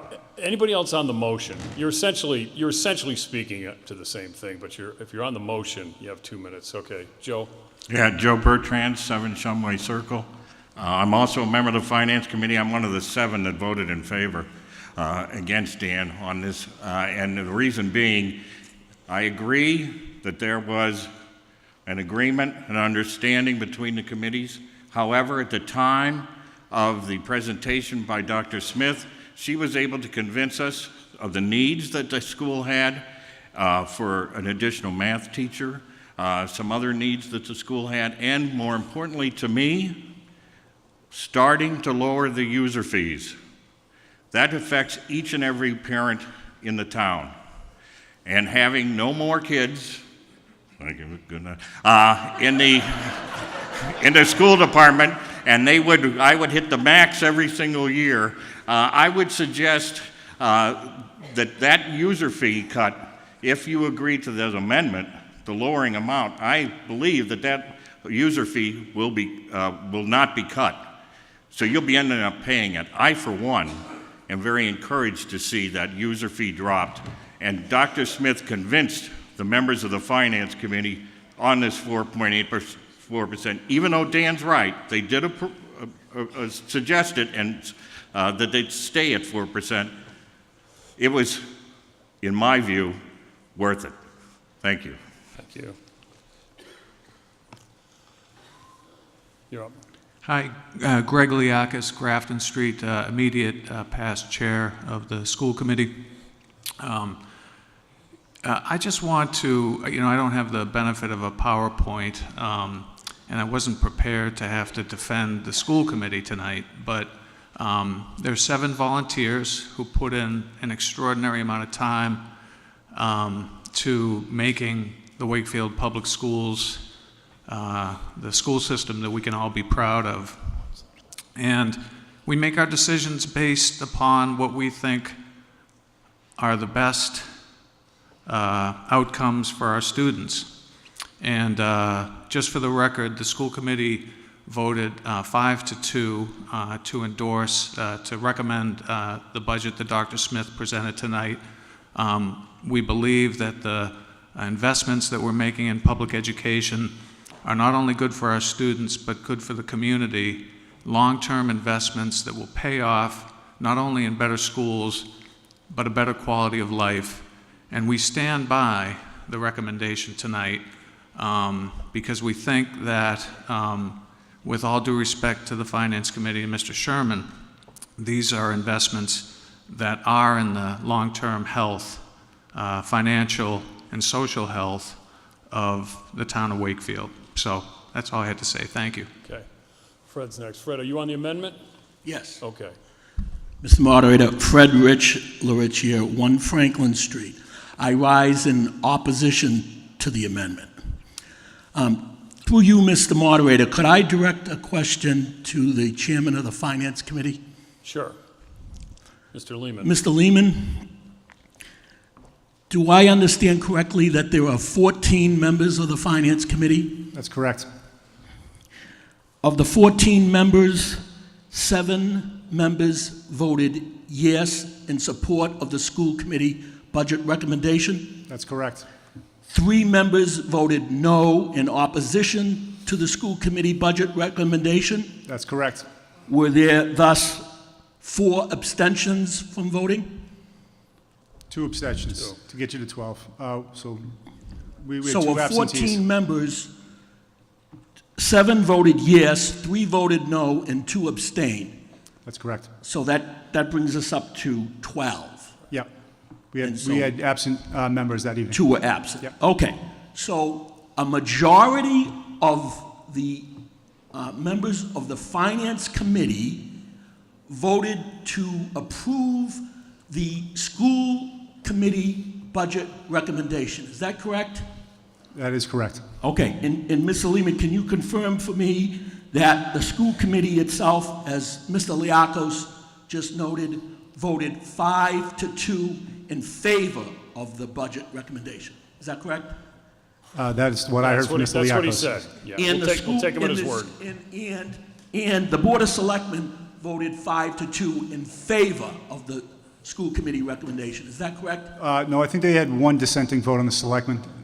5-2. In other words, Mr. Mayo? The Board of Selectmen do not vote on the budget. They do accept it as a presentation, but they do not vote on it. I would say that 6 were supportive of the budget, but they do not vote. 6 were supportive. Mr. Rich, 20 seconds.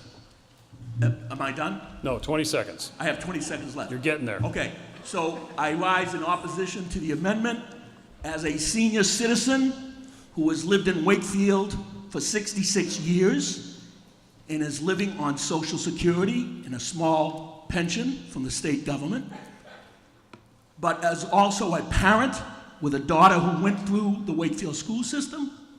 I'm voting for the school department budget. I'm voting against the amendment. Thank you. Anybody else on the amendment? Brondella, 8 Cyrus Street. I 2 would minutes. like to thank and commend Mr. Sherman for his presentation, because I think he gets to the crux of what this is all about.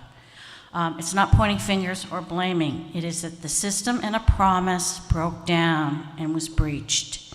And I think we can all agree that enforcement in this town is something that needs to be worked on. And if it's going to be a little here, a little there, I think the school committee, the school department can work well within their budget. And as I said, I'm a lifelong educator. But there's one thing I disagree with Mr. Sherman. He says that it was an agreement to keep their future budgets to 4%. It was an agreement between the school department and the finance committee. I would amend that by saying it was also an agreement with the town meeting body prior to granting the 11% increase. And therefore, I think that this town body has a right to say, sorry, you promised, we gave you the 11% based on that information, and now you're reneging on that information. And I agree with Mr. Sherman that really moving forward puts the issue 20 seconds. of trust and credibility in jeopardy. And so therefore, I'm voting for the amendment to keep the budget to the 4% increase. On the amendment? Yep. Doug Butler, 220 Main, also on the Finance Committee, but speaking for myself. I was one of the 2 abstentions on the amendment, or on the school committee budget, mainly because I was furious about the breaking down of the 4% agreement that I felt like, and no offense to the town meeting, but I really believe that that agreement was voted on and was agreed to between the Finance Committee and the school committee. It was discussed at town meeting, but it wasn't town meeting was not part of that discussion. So I really felt like that broke down. However, thinking about this amendment, this is not the amendment that the Finance Committee was even bringing, because we were willing to give them the 424 because we raised their budget by $80,000. The other thing to think about, everybody's talking about this 11%. Let's not forget what we got for that 11%. You got free all-day kindergarten, you got a dramatically revamped curriculum, you got a much improved school experience. They came in at 4% last year. I'm not happy about them coming in at 484 this year. But frankly, what I think we as a town need to think about, if you're going to vote for this amendment and you're going to take them down to 4%, it's not going to change the salaries. It's not going to change any of that budgeting stuff. It's going to impact some really painful things that are exceptionally popular, it seems like, with the townspeople. So the reduction of user fees, which is, as 20 seconds. I'm opposed to that, but everybody else isn't, so that's fine. I think you really need to think about it. If you're going to vote for the amendment, what is going to get cut out of the school budget? And that's why I will not be voting for the amendment, and I'll be voting for the budget. Thank you. I think you've already been up. It's your amendment. You've already been up on your amendment. I haven't spoken on the amendment. Okay, 2 minutes. Just quickly, I would ask for your support of this amendment, because remember too, the 4.85 they're asking for, or 84, is already 7% higher because of the 11% they got the year they got the big bump. And a promise they are supposed to be representing and teaching children the value of honesty, and here they are reneging on their promise. You know, and some people have talked about the user fees. If it means that the people who want to use these activities have to pay, then so be it. I'll let the school department find a way to keep them in there and cut something else. And I don't know if anybody has the numbers, you probably don't have them here. What is the actual number of individual students that partake in these athletic and curricular activities? Not if one student plays 3 sports. That doesn't count as 3. It only should count as 1. And I think when you look at it, the numbers are probably very low in comparison to the actual number that play all the sports. But I would ask for your support of this motion. Okay. Anybody else on the amendment? Okay, anybody on the main motion? Okay, here's what we do. Correct me if I'm wrong, Mr. Mullen. According to the town charter, which Tom just reviewed for me, we vote on the higher amount first, okay? So we're voting on the main motion first. And if that passes, then that's it. The higher amount of the budget. Dr. Smith's recommendation passes. Okay, you're not as spry as you once were, but I'm going to let you in. Let me finish, and then I'll let you go ahead. Are you on the motion? Yes, I am. Good, because I wanted you to be on 2 minutes. Yes. Okay. Don't we all? On the main motion. Oh, okay. I understand that there is problems with communication and things could be better in terms of how the information is put together. I believe that the Finance Committee has to work with the school committee. So number one, when there is negotiated increases, that you get an impact on what it'll be for the next 5 years. Because right now they don't do that, and we're never going to end up with anything else in the budget except for increases in steps. Along the lines of user fees, I brought it up at last year's town meeting. I'm glad to see that they're proceeding in that direction, but I believe that it's not very aggressive, and who knows what's going to happen in the future as far as problems at town meeting getting budgets approved. So therefore, I'd like to make an amendment to increase the budget. Do you want the amount that Dr. Smith is recommending? No, I want to increase that amount. Okay, you got to come down here and write it up. Nothing I can do.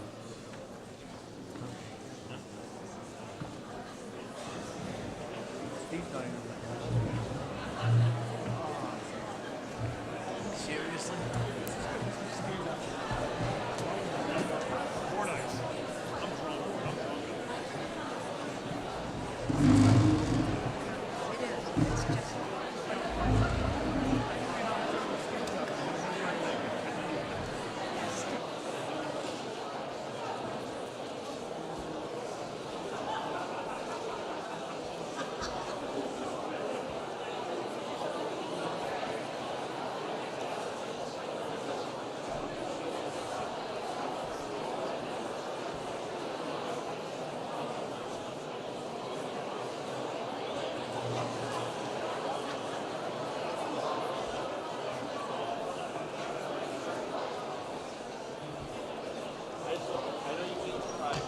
No, I appreciate that. No, Dan, I appreciate it. Did you tell him?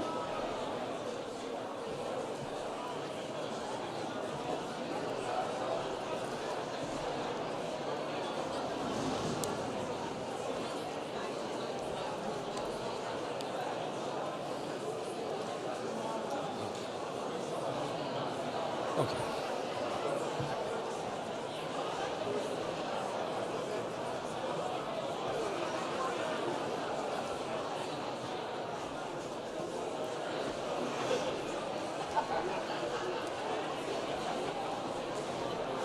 Four nights. 4 nights.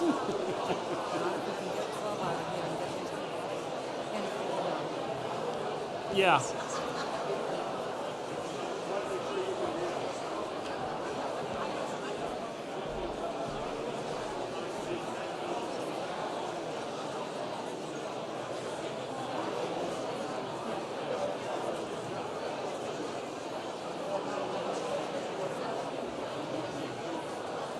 This one first.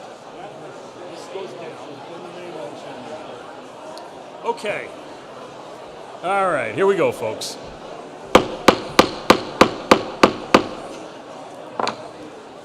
Okay, so we now have another amendment before you, the 2-minute rule.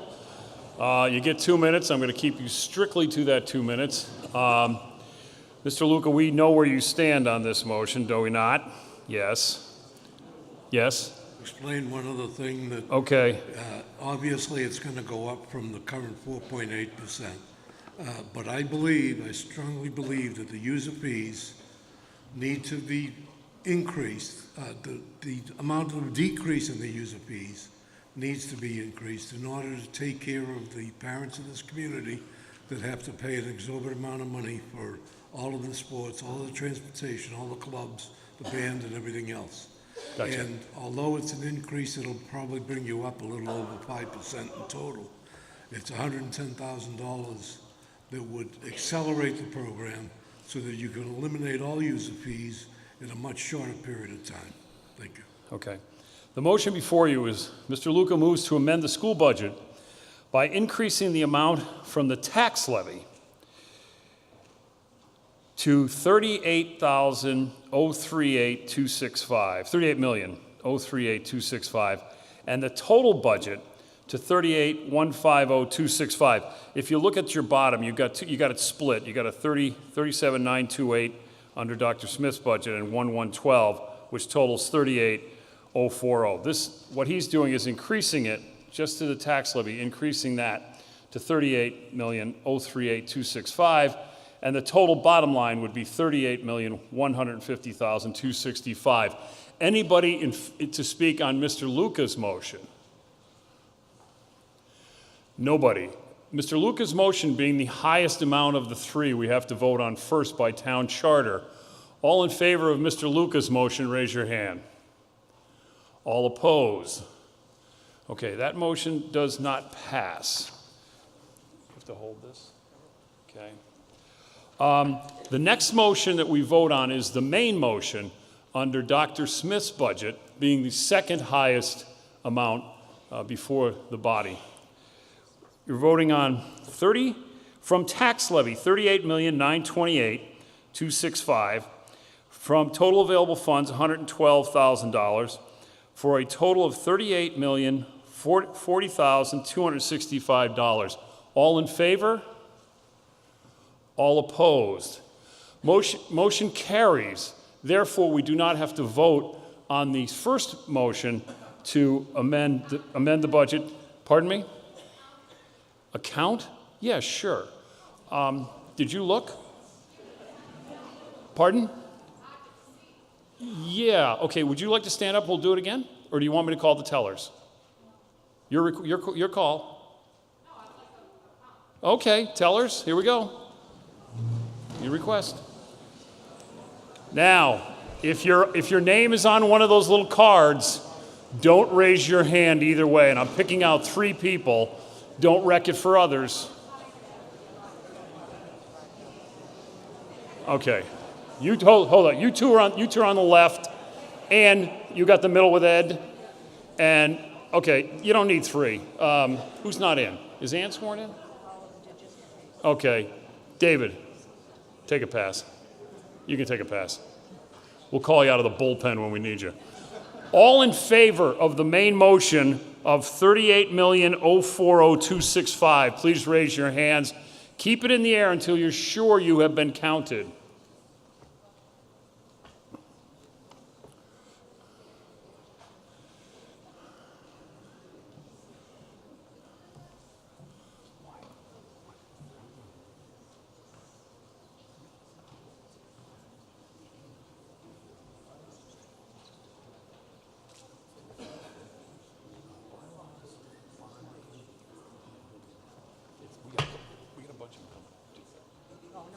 Yeah.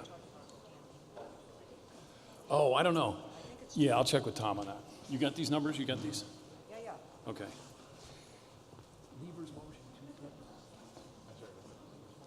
Yeah, take out an order. You do not have to count that. Okay. It's parliamentary for I just counted. Oh, feel free.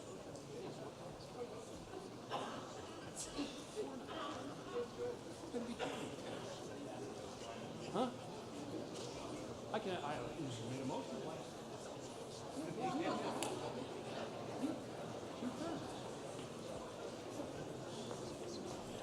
Huh? That's the next one. Yeah. That'll pass.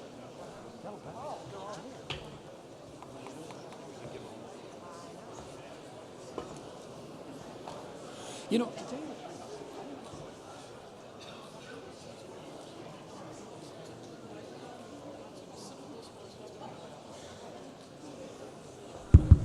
there we go. In the south, 102. 102 to the south.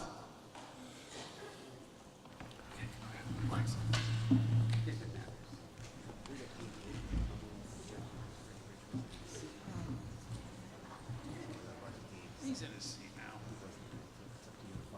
No, he's 80. He was not in his seat when they counted him, and the rule said he must be seated, am I correct? 87. It's 87, you're right. Point of order. That's okay. 87, you got it. So it's 87, right, Chris? Yeah. Thank you. Done. Well done. They had 88. You wanted that vote not counted. That makes 87. 134 in the middle. 134 in the middle. I trust be tellers. They've done it before. They're sworn under oath. Thank you. All opposed? The new selectmen are going to sit down.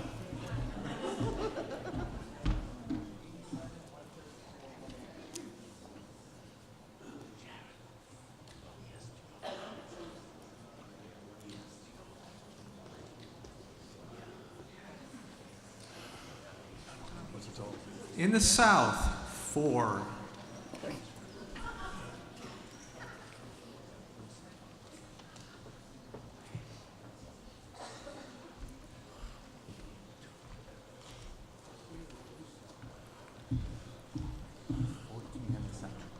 $14 in the center? 14.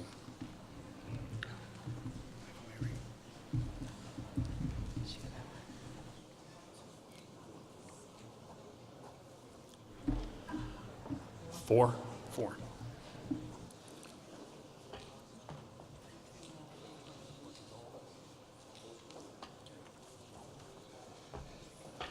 Looks like my eyesight's not that bad after all. All in favor, 323. All opposed, 22. Motion carries. Okay. Mr. Mayo. That you are the town, up on the library. That the town raise and appropriate the sum of $1,622,351 for the library department, and provide therefore that the sum of $44,795 be appropriated by transfer to the library materials and supplies account from the library trust fund income available, and the sum of $1,577,556 be raised and appropriate from the tax levy as stated in the recommendation book. Second. The request for the library is $1,622,351, $56,759 more than last year. The increase provide for contractual increases, allocate more dollars to the purchase of books and other materials, as well as maintain Sunday hours. I'm also happy to say that our materials and supplies or book budget is essentially right at state level, so there are no issues with certification. And if I may take one moment, Mr. Moderator, is Sharon Gilly here? Sharon, please stand up.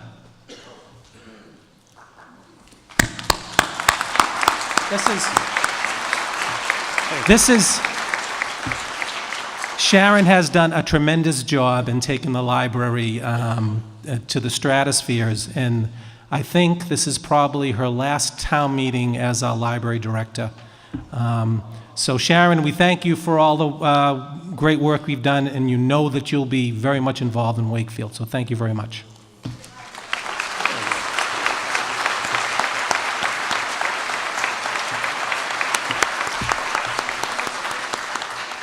And we had such a boring budget our last year, you and I, so. Mr. Lehman, Chairman of the FinCom. The Finance Committee recommends favorable action.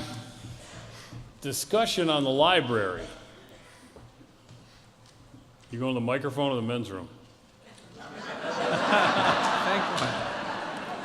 We'll give you extra time. Any further discussion on the library? The motion of the library. No further discussion. The motion before you is for $1,622,351. All in favor? All opposed? Motion carries. The vote. That the town raise and appropriate the sum of $1,182,627 from the tax levy as stated in the recommendation book.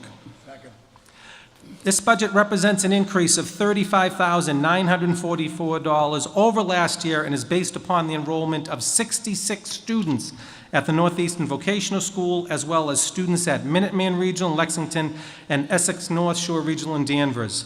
Due to the hard work of our town accountant, Kevin Gill, we have contracted with Melrose to join forces in the transportation costs, saving over $5,000. Much work over the years has been done on this budget, and we certainly see improved relations with vocational school. I speak with Superintendent DeBarry on a fairly frequent basis, and we continue to work together on a number of issues, including the fact that the vocational school needs to embark on a capital plan. They're also looking to do some construction up there. And most excitingly, collaboration on what could be a hockey rink. So stay tuned for that, town meeting members. The VOC has adopted many cost-saving measures, including entering the GIC, as the town did. I will caution you that this amount, however, is contingent upon state funding, Chapter 70, and regional transportation at the currently stated levels. The requested and recommended amount is $1,182,627. Any discussion on the motion on the vote? Oh, you're up, sorry. FinCom. Got excited there. Finance Committee recommends favorable action. Any discussion on the motion before you on the vote? There be no discussion. The motion before you is to raise from the tax levy $1,182,627. All in favor? All opposed?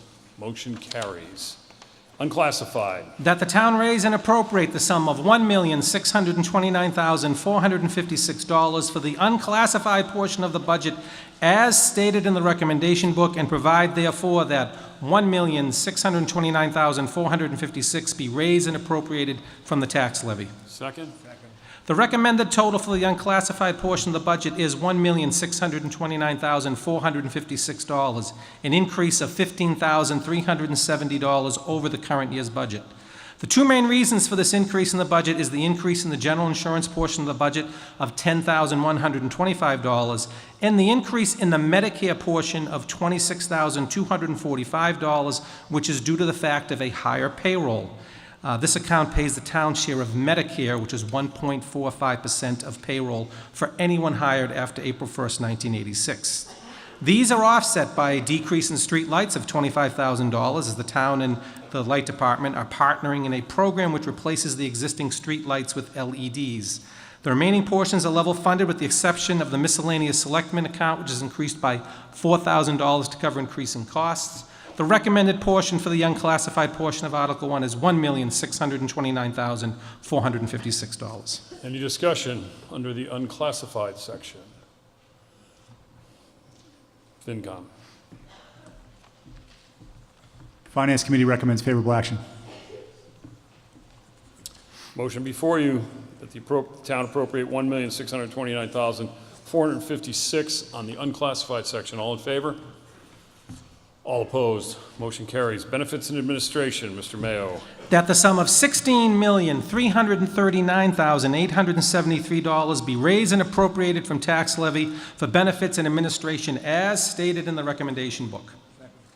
Mr. Mayo. The amount requested for benefits and administration reflects an increase of $633,910 over last year's budget.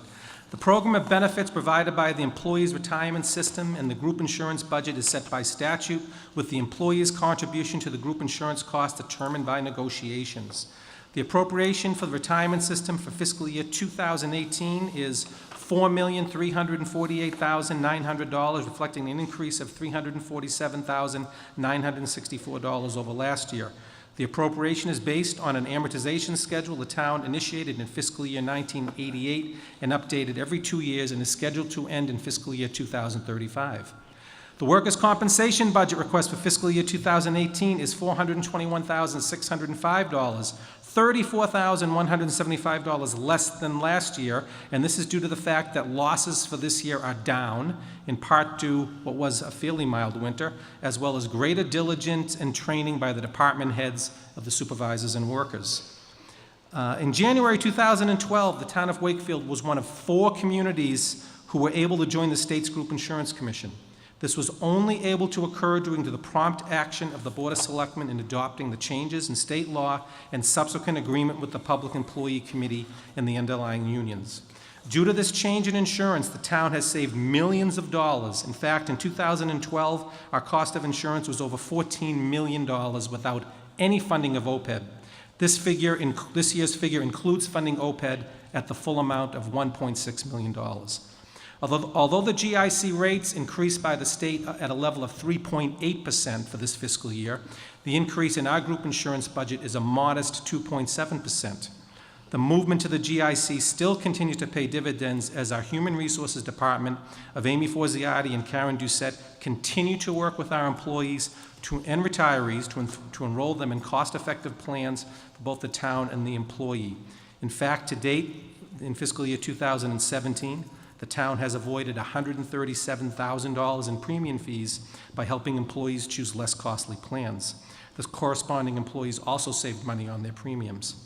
Our opt-out program has also achieved results, avoiding an estimated net $408,000 in fees for fiscal year 18. The recommendation for this benefits and administration portion of Article 1 is $16,339,873. Mr. Lehman. Finance Committee recommends favorable action. Discussion on the motion involving benefits and administration. There being no discussion, the motion before you is that the town appropriate $91,137,533. All in favor? Okay. All opposed? Motion carries. That- Light Department. That the town transfer the sum of $21,950 from the light operation account to the non-contributory veterans pension account, and to transfer the sum of $787,400 from the light operation account to the contributory retirement pension accumulated fund account, and to transfer the sum of $1,011,707 from the light operation account to the employees group insurance account, and to transfer the sum of $56,410 from the light operation account to the workers' compensation account, and that the balance of the receipts of the municipal gas and light department from July 1st, 2017 to June 30th, 2018 be appropriated for the use of the department for other expenditures, provided, however, that if the income from said department shall exceed the expenses of the department for said period of time, the use of the excess in whole or in part shall be determined by the Board of Light Commissioners. Second. Mr. Mayo. Thank you. The final portion of Article 1 allows for the orderly transfer of funds from the different accounts within the Wakefield Municipal Gas and Light Department to the town's pension, group insurance, workers' comp, and retirement accounts as the Light Department employees partake in these programs. These are not funded by the tax levy, but from the receipts of the Light Department. Mr. Lehman. Finance Committee recommends favorable action. Discussion on the motion before you on the Light Department. Motion before you is that the various funds just articulated by Mr. Mayo be transferred or set aside, be transferred to the appropriate departments as set forth. All in favor? All opposed? Motion carries. Point of order? Okay, point of order. I'd just like to ask Mr. Mayo a question. Okay. As far as the light department, they did so well in helping the budget with the digital lighting for the town. Can they help us as consumers of their electrical decrease our budget at all? Is there, any way they can recommend us to cut our electric bills? You can certainly request that of the Light Commissioners, but that isn't something that I can do here. All right. They report directly to the Light Commissioners. Oh, I thought where they did so well. All right, I'll talk to them. Thank you. Okay, let's have that vote again. All in favor? All opposed? Motion carries. Mr. Lieber. Thank you very much. I appreciate the patience of all of the members here at town meeting. I hereby move that we take Article 12 out of order. Do we need that in writing, Mr. Mullen? No? Okay. I have a second? Okay. Let me explain what that is. What that means is we will move this up. It requires a 2/3 vote. If anyone's in favor, I'll give you 1 minute to speak on it, and if you're opposed, you get 1 minute. It's a procedural matter at my discretion under the charter. Anybody who's in favor of moving it, Mr. Lieber, I assume you are? We'll leave it at that. Anybody opposed to moving 12? Pardon me?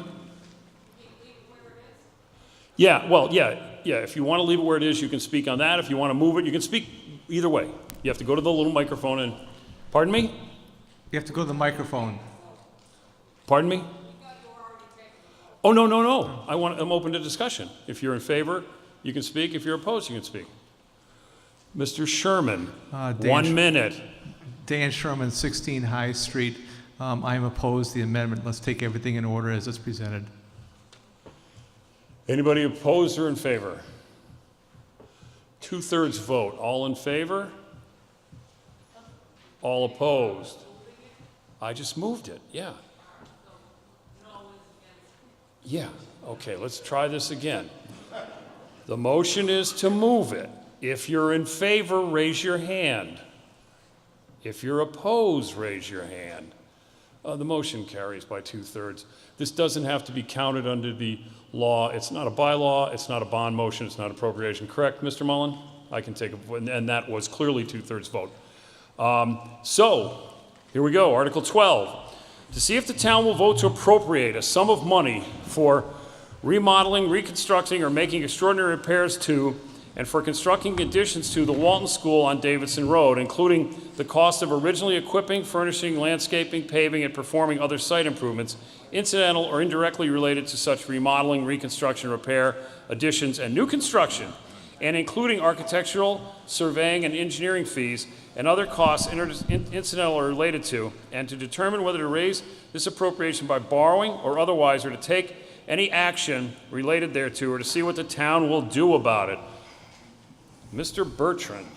That the town appropriate the sum of $6 million for remodeling, reconstructing, or making extraordinary repairs to and for the constructing additions to the Walton School on Davidson Road, including the cost of originally equipping, furnishing, landscaping, paving, and performing other site improvements incidental or directly related to such remodeling, reconstruction, repair, additions, and new construction, and including architectural, surveying, and engineering fees and other costs, incidental or related thereto, and to raise this appropriation, the treasurer, with the approval of the Board of Selectmen, is authorized to borrow the sum of $6 million under and pursuant to Chapter 44, Section 7 of the General Laws, and any other enabling authority, and to issue bonds or notes of the town therefore. Any premium received by the town upon the sale of any bonds or notes approved by this vote, less any such premium applied to the payment of the cost of issuance of such bonds or notes, may be applied to the payment of costs approved by this vote in accordance with Chapter 44, Section 20 of the Massachusetts General Laws, thereby reducing the amount authorized to be borrowed to pay such costs by a like amount. Is there a second? Who's going first? Dr. Smith. The Walton School is a treasure of a neighborhood school where over 200 students are learning and growing each day. The objective of this renovation project is to enhance the student learning experience by reorganizing space and ensure equitable educational programming with other district elementary schools. In this renovation plan, we can solve our current space and programming issues by creating 2 kindergarten classrooms to bring our kindergarten children home. As you may know now, the children are bused to the Woodville School. A library media center where students and teachers have continuous access throughout the day to digital and print library collections, as well as space for project work and technology and engineering curriculum. A safe, high-visibility entrance to the school. Separate offices for the nurse, secretary, and principal. A dedicated art classroom. A gymnasium that can be divided for various class activities, including physical education, music, strings, chorus, or can be used as a full spacious area for lunch and full school assemblies. A flexible faculty room and storage space that can be converted to a classroom if a flex or bubble classroom is needed in the future.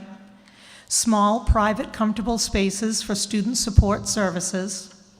A small food service kitchen so that we can remove kitchen carts that currently reside in the hallway. An adequate number of student and faculty bathrooms, a much improved overall traffic flow, storage space, and a facility brought up to code. During the feasibility study, we learned a lot from the Walton neighbors and their strong desire to preserve the quiet neighborhood feel they have long cherished. To ensure this, the school department will carefully review after-hours permits for this new gymnasium, only allowing use for small groups. As an example, we can utilize this gym as a rehearsal space for the high school winter color guard and percussion ensembles. These groups will have little impact on the Walton neighborhood, but a significant impact in freeing up gymnasium space at other schools for the benefit of the Wakefield Basketball Association and other community events. We are committed to collaboration with our Walton neighbors as we plan for parking, landscaping, and traffic flow so that we can achieve both excellent educational programming for our students and an optimal neighborhood environment. The town is able to bond this project within the tax levy using the debt service fund, as we have successfully done with the library, senior center, Woodville and Dahlberg schools, public safety building, and the beautiful turf fields at Wakefield Memorial High School. Mr. Bertrand. Yeah, I'm the chairman of the Permanent Building Committee, and last year, town meeting authorized $50,000 for a space needs study at the Walton. During the summer, the Permanent Building Committee advertised for an architect.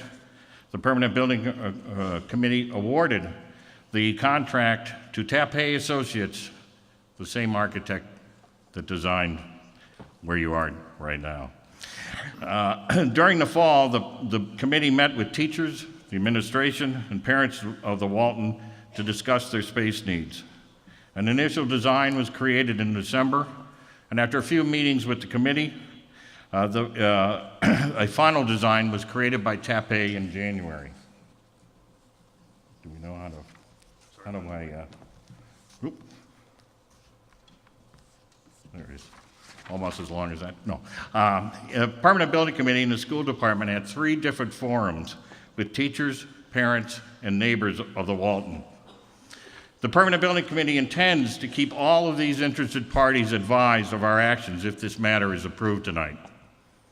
Many neighbors expressed concerns about their parking, and several members of the Permanent Building Committee met with the Director of Public Works to review the site. And we have looked at and believe that we have seen some possible solutions to the parking problem. However, the Permanent Building Committee will be hiring a site civil engineer to look at some of those options discussed. And all the interested parties, both the neighbors, the parents, and the teachers, as well as the administration, will be involved in this process. I now will ask Chris Blesson from Tapé Associates to briefly discuss the proposed design. Motion to allow, what's your last name again? Blesson. Blesson. Mr. Blesson's out of towner. Motion to allow, so moved. Is there a second? All in favor? All opposed? There you go, you're up. Good evening.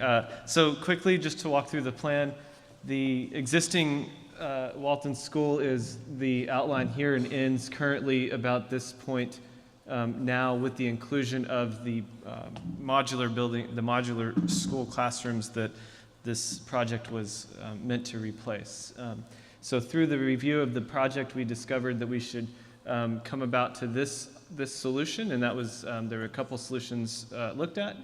And the idea is mainly that by building a pre-manufactured metal building that is a permanent structure on the site, we can free up the classroom or the existing gym space that also doubles as a cafeteria, that then enables us to move administration from this corner of the building down to that corner of the building and create the two new kindergarten classrooms within the existing building footprint. This also gives you the opportunity to have gives you the opportunity to have the basketball court, which is a proper size for the elementary school, making it full court, as well as a gym, a cafeteria that can serve your student population without coming and going from the corridor, which is the current situation now. It solves some of the toilet facilities that are underserving your population now. And it gives, as Dr. Smith said, an entry that is secure for arrival. Currently, anybody who comes into the building would come in a door and down a corridor, have access to the entire school before they're ever greeted by an administrative personnel. So this gives the opportunity to reorient that to make a safer school environment. The dedicated library space is here, and the dedicated art space is here, freeing up this classroom, which used to be a multi-room space, to become another utilized space for the students. The Permanent Building Committee met after reviewing this design and endorsed this concept. We believe that it meets approximately 90 to 99% of the issues regarding the space needs. The budget for this project totals approximately $5.7 million. The committee ran out just the design process, but also added some alternates because the boilers were approximately between 15 and 20 years old. They were near the end of their natural life. And so we included adding new boilers, new HVAC controls for all the classrooms, new classroom unit vents to increase air quality in the school, as well as makeup ventilations, and a new fire alarm system. Also included in that, for code purposes, the entire built school will be sprinklered for fire. So as a result of the space needs study, the committee believes, and the school committee agrees, for this motion of $6 million for the Walton School. Thank you. FinCom. The Finance Committee recommends favorable action. Discussion on the motion under Article 12.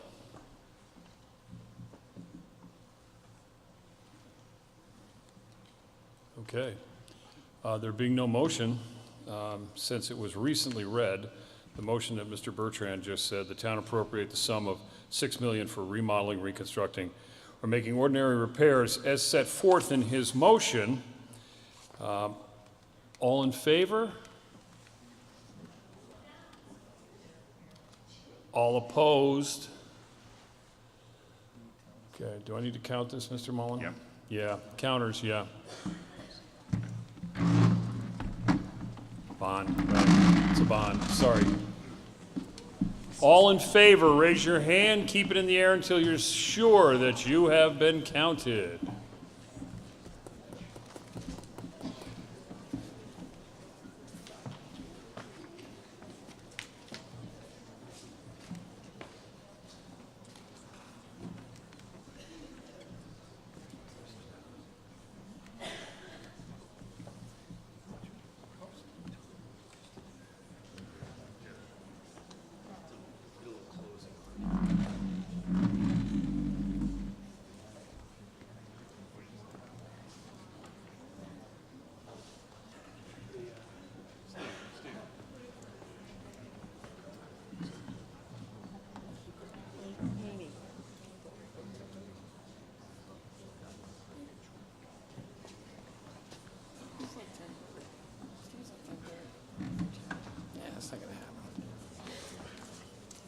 Ready for your numbers here? Yep.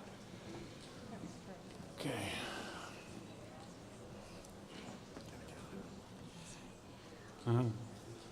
I forgot, I just saw bond now. Sorry.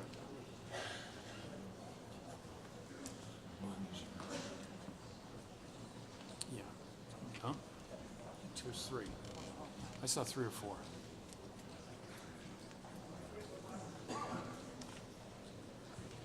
Yeah, 1, 2, 3. I guess I don't know. Yeah, I think I saw 4. In the south, 109. How many? 92.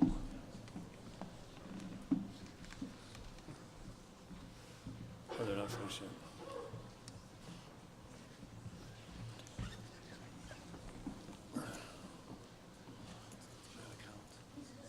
Gotta count the A's, that's right. Yep. Tony, it's a 2-part activity.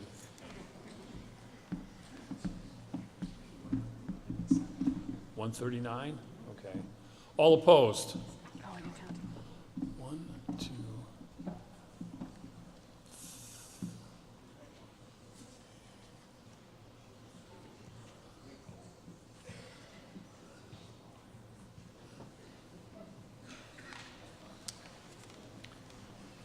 In the south, 1. This gentleman voted no. I think he may have missed him. 4? 4 in the center?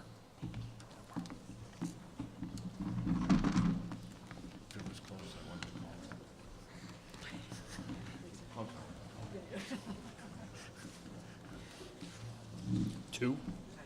Two. All in favor, 340. Opposed, 7. The motion under Article 12 carries. Back to 2. Article 2. Now let's be quiet on the way out, folks. All you happy Waltoners. Article 2, see if the town will vote to raise and appropriate or transfer from available funds a sum of money for capital outlay as follows, or to see what the town will do about it. Do you have a copy of that? When you finish, Sean, I need a copy of the motion, okay? Yeah, you have a copy, right? I have a. Okay. Yeah, you just do it and then hand it to me, all right? Folks, we still got a meeting here. Let's show a little respect. Mr. Majorison. Quiet. You're up. No, go ahead. No, they'll be quiet. They got what they wanted. Read your motion. You've done this before. I know. That the town vote to raise and appropriate from tax levy the amount of $2,156,300 and transfer the amount of $132,000 from the sewer surplus. Thank you. The big letters. Start over. Thank you. Go ahead. That the town vote to raise and appropriate from the tax levy the amount of $2,156,300 and transfer the amount of $132,000 from the sewer receipts account to the sewer department capital outlay account, and the sum of $139,732 from the water receipts account to the water department capital outlay account to carry out the purposes of Article 2 as stated in the recommendation book. Second. Mr. Majorison. Thanks, I'll take that. Gotcha. Thanks.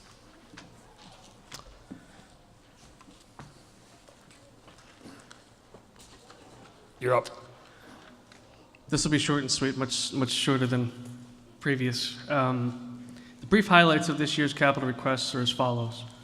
Requests for fleet items this year total $497,500. Highlights of the fleet items included this year are a new sidewalk plow, which has been requested for several years, a new baseball diamond machine, also requested for several years, 3 new police cruisers based on a replacement cycle, and a new K9 car for the police force. Facilities requests this year total $661,000. Highlights of the approved requests are shelving and flooring at the Lafayette building that will keep town IT servers dry, replacement of 2 heating oil tanks at the high school, rekeying of some doors at the high school for security reasons, and security system improvements at various town buildings. Road requests this year total $90,000. The request this year primarily includes the continuation of stream cleaning. Miscellaneous requests this year total $54,000. The recommended requests this year include a $5,000 matching grant for battery-operated rescue equipment for the fire department and 4 school ovens. The school equipment has been requested for several years, and we are thrilled to approve it this year. Dollars spent on IT capital this year include purchasing 37 projectors for the schools, 36 are for use in the high school, and 1 is for use in the Dole Bear. Highlights for the water and sewer outlay this year include replacing a 1974 portable generator for the sewer division and replacing a 1996 Bobcat skid steer with a plow for the water division. Both items are old and overdue for replacement. Thank you. Mr. Lehman.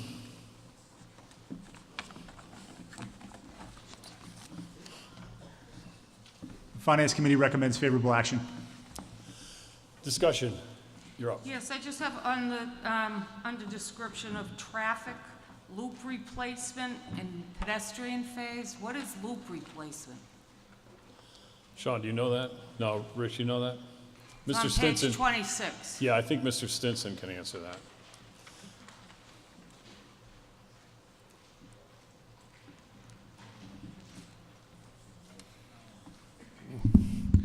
In the a roadway where traffic lights are, you'll have one of two things. You'll either have a camera system that picks up the line of traffic, or you'll have loops that are cut in the roadway.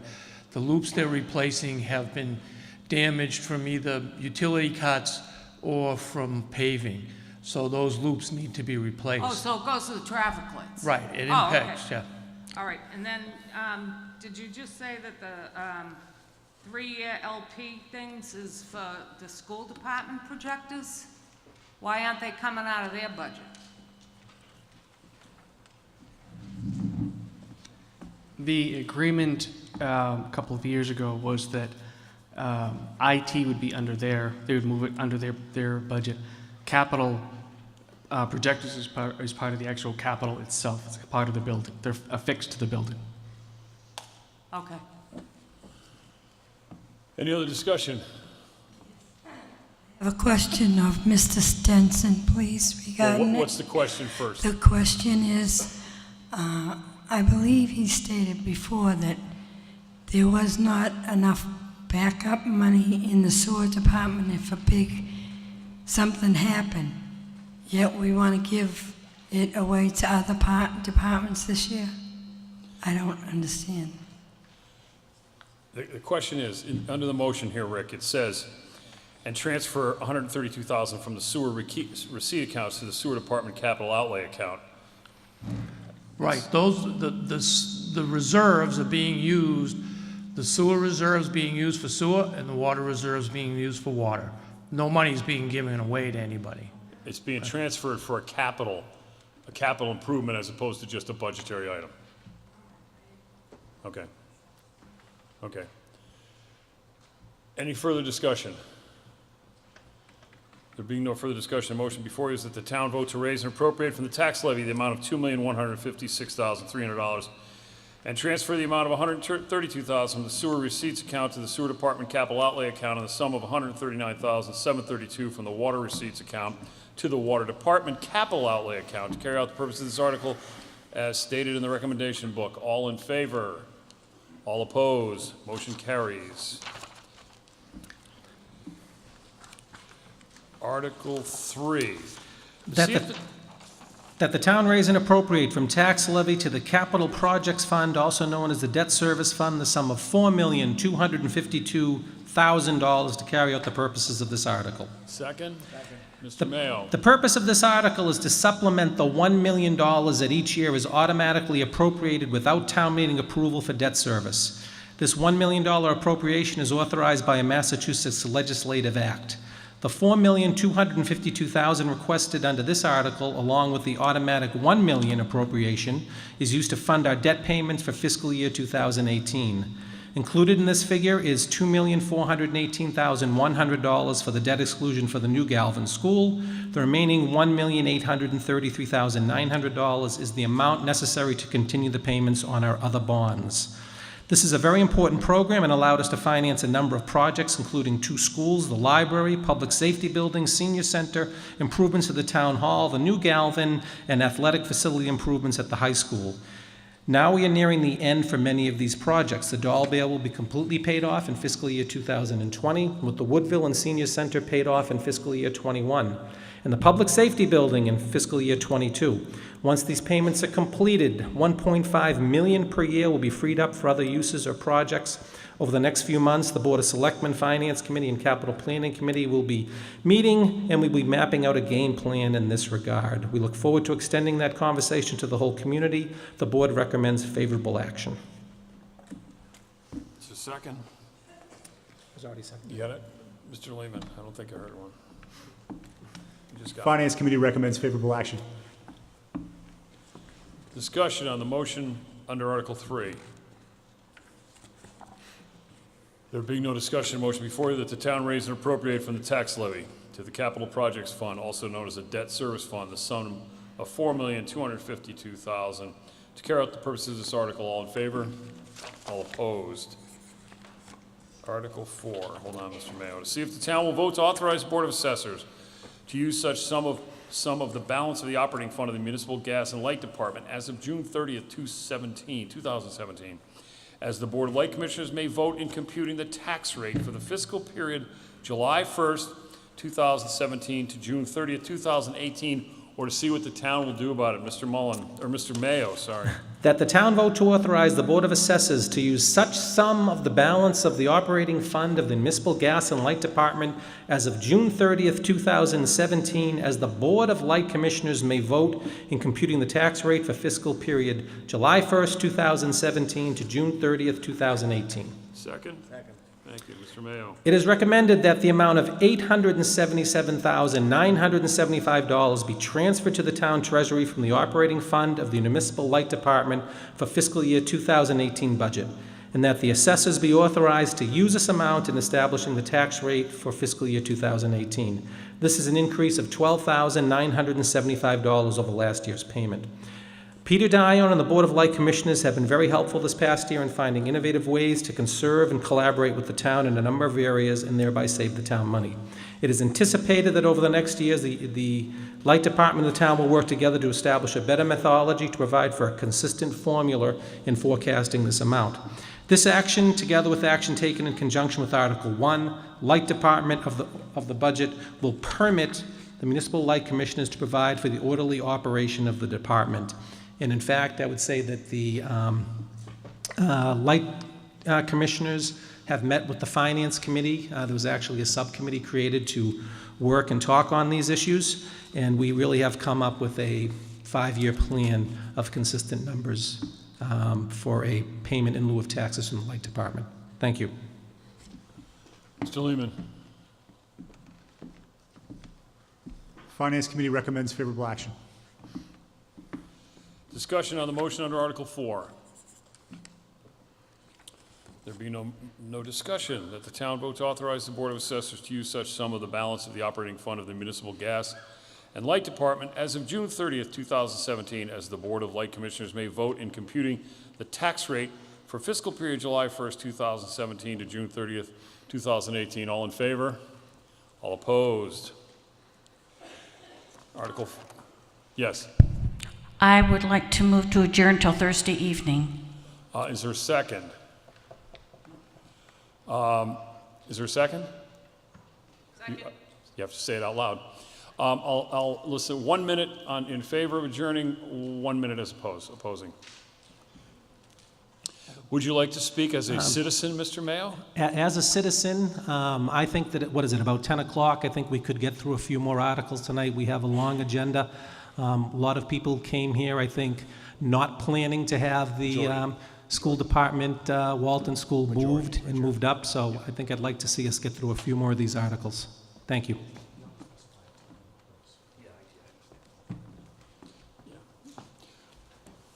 In your motion, you need to adjourn to a time and place, okay? Just procedurally. Oh, okay, Thursday at 7. I heard you. Okay. Anybody else want to speak on adjourning now and starting over again on Thursday? Anybody? All in favor of adjourning, raise your hand. All opposed? And we soldier on.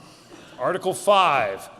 To see if the town will vote to implement collective bargaining agreements between the town of Wakefield and the Wakefield Municipal Administrative, Supervisory, and Professional Employees Association for the period July 1st, 2017 to June 30th, 2020, and to provide, therefore, that the town raise and appropriate or transfer from available funds a sufficient sum of money to carry out the purpose of this article, and see what the town will do about it. Mr. Mayo. The subject matter of Articles 5, 6, and 7 contains salary adjustments for our police and supervisory unions.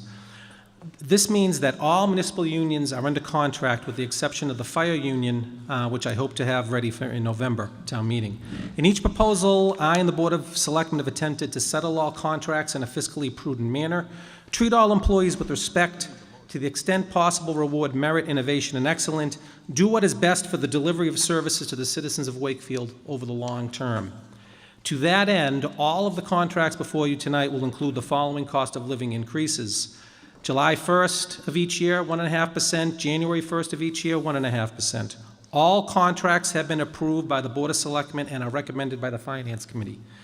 These negotiations are never without their moments, but I truly believe that all contracts are fair, prudent, and in the long-term best interest of the town.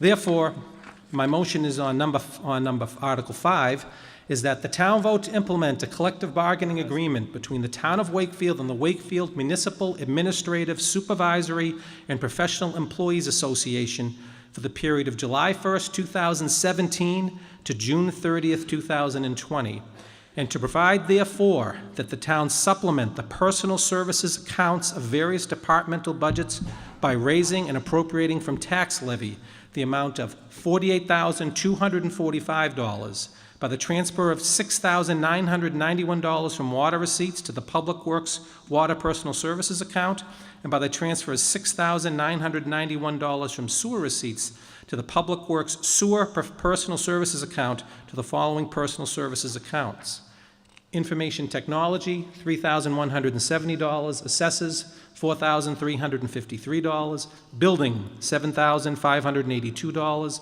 Animal Inspection, $1,606, Council on Aging, $5,789, Recreation, $3,862, Public Works, $22,829, Library, $5,990, Water, $3,548, Sewer, $3,548, for a total of $62,277.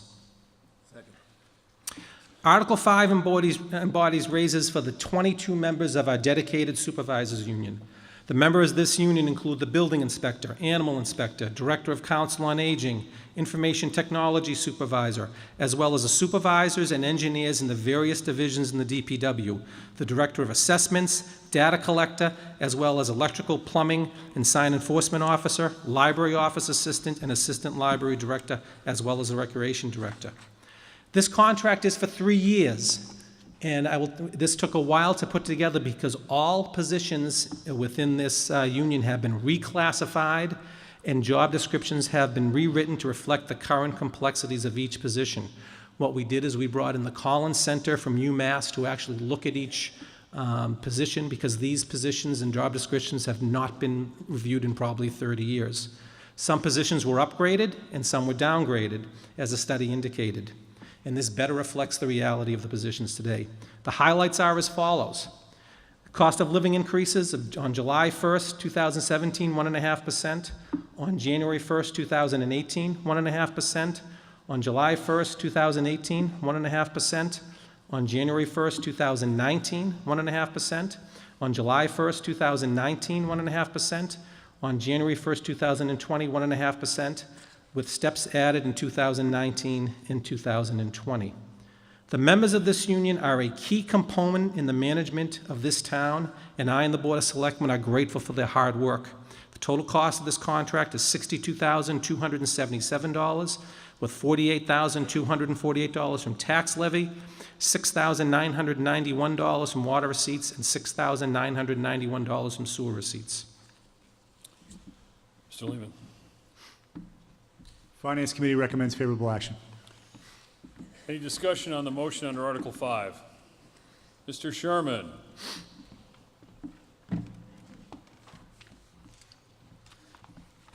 Mr. Stinson, clarification, please. I didn't notice this when it was presented at FinCom, but if I look at the water amount, we have 3548 listed, but up above the transfer is 6,991. A difference of little over about $3,400.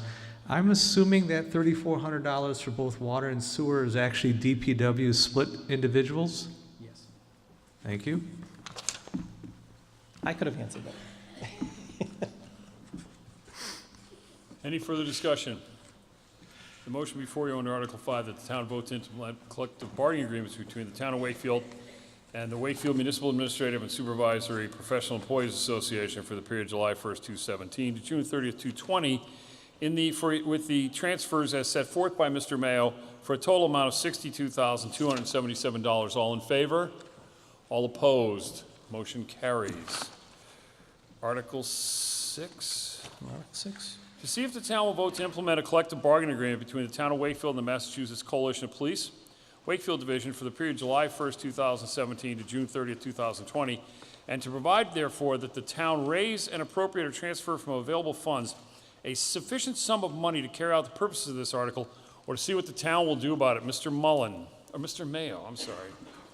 I got mulling on the brain. That the town vote to implement a collective bargaining agreement between the town of Wakefield and the Massachusetts Coalition of Police Wakefield Division for the period of July 1st, 2017 to June 30th, 2020, and to provide therefore that the town supplement the police personal services account by the transfer from the tax levy the amount of $80,000, and that the town transfer from the uniform clothing line item in the materials and supplies portion of the fiscal year 2018 Police Department budget to the salary line item in the personal services portion of the 2018 Police Department budget, the amount of $35,000 for a total of $115,000. I'm very pleased to present you contracts, and the conditions are the same for both the police officers and for the Superior Officers Union. Their current contract expires on June 30th of this year, and this is a 3-year contract with the same cost of living increases that I just mentioned in the supervisor's contract. As we all may be aware, the police department is one of a few in the state that is recognized for following a best practice set of policy and procedures. I'm very proud of the work which our officers did to receive this accreditation. However, the work does not stop there. The police department must continue to adhere to these standards to maintain this distinction. As we go forward, we are very concerned that because of the high-quality offices we enjoy in this community, they are ripe for picking from other communities. We invest a lot in training our officers, and to lose any of them to a surrounding community means we have invested time and taxpayer money in training them and their replacement, as well as covering the shifts with overtime. The current contract has only 5 steps. Therefore, this contract includes steps that officers are eligible for after 15, 20, and 25 years of service. We really want to maintain our officers as an incentive for our very well-trained officers to stay. Effective July 1st, 18, a 1% specialized training increase shall be added. The annual clothing allowance shall be rolled into the salary at a savings of $18,000 a year. And we also have decreased the minimal overtime that we pay for Superior Court appearances from 6 hours to 4 hours. Reason being is that court is now in Woburn. It used to be in Cambridge, and it took longer to get there. I believe this is a good contract for both the town and the union, as it sets a very sustainable standard for cost of living increases across all of the departments, as well as treats our police department very fairly. Again, I wish to thank the police department for the professionalism that they, to a person, display every day as they keep us safe. Mr. Donaco, did you second that? Yes, I did. Okay, thank you. Mr. Lehman. Finance Committee recommends favorable action. Discussion on the motion under Article 6. Is that where you're heading down for? Nope, just getting a better seat? Okay, what's that? Yeah. Oh, do you have a point of order? Well, you can ask me now. Yeah. When does this meeting intend on ending? Oh, well, I don't know that that's a point of order. You can make a motion to adjourn. You could suggest that in open discussion, okay? You step up to the mic. There you go. And you want to make a motion to adjourn. I'd like to make a motion to adjourn. To when? Thursday at what time? Thursday at 7 p.m. Okay, and is there a second? Second. Is there any discussion? Why do you want to adjourn? There are significant items 25 and I think 28 that warrant a good deal of community discussion, which I think isn't fairly represented at this late hour or in the future this evening. Okay. Can I speak to his motion? Yeah. Okay. Sure. I would love to get through Article 6 that I'm in the middle of right now. It's kind of strange to be asked to adjourn in the middle of an article. I know, the moderator goaded you into it. And I'd like to get to Article 7, it's which is... point of order, smart guy. Which is our other union, the last union contract to get tonight, which probably will take the same amount of time. Then I'll support your motion to adjourn. My motion withdrawn. Thank you. Okay. And you can have a point of order any time, despite what Herr Mayo thinks. Hey.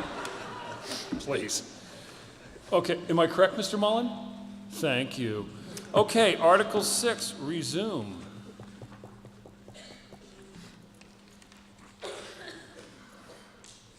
Any further discussion? on Article 6?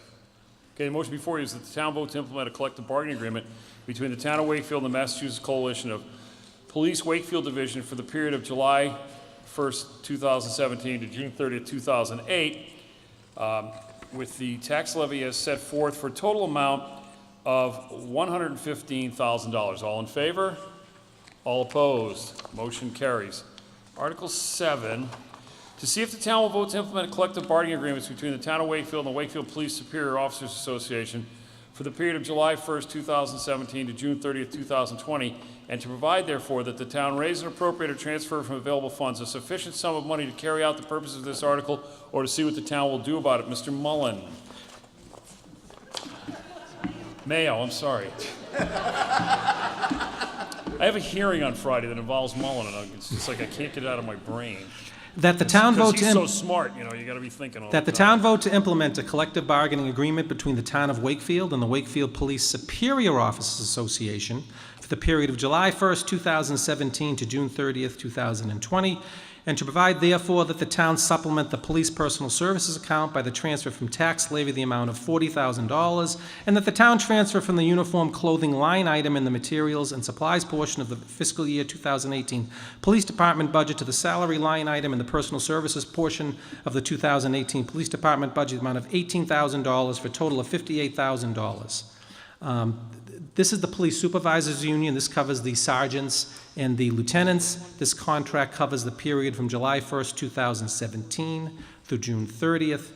And although voted separately, the details of this contract are the same as the patrolmen's union. Second. Thank you. Thank you, Mr. Donaco. Mr. Lehman. Finance Committee recommends favorable action. Discussion on the motion under Article 7. There being no discussion, the motion that the town vote to implement a collective bargaining agreement between the town of Wakefield and the Wakefield Police Superior Officers Association for the period of July 1st, 2017 to June 30th, 2020, the transfers as set forth by Mr. Mayo in an amount of $58,000. All in favor? All opposed? Motion carries. Next one's indefinite postponement, right? Yes. So why don't we just get it out of the Okay. way, you know? Article 8, to see if the town will vote to implement collective bargaining agreements between the town of Wakefield and Wakefield Firefighters Union Local 1478 International Association of Firefighters, AFL-CIO, and for the period of July 1st, 2017 to June 30th, 2020, to provide, therefore, that the town raise and appropriate or transfer from available funds a sufficient sum of money to carry out the purpose of this article, to see what the town will do about it. Mr. Mayo. Indefinite postponement. Second? Second. Any discussion before you on indefinite postponement? Mr. Mayo, you want to explain that? It just means that we have not reached an agreement yet. Okay. All in favor? All opposed? You're up. Cool, huh? Yeah. You're on. I'd like to Name, make a now's your motion. name. We need your name now that you're moving. David Whittam, 87 Green Street. Okay. I'd like to make a motion to adjourn to Thursday at 7 p.m. All in favor? All opposed? Motion adjourned.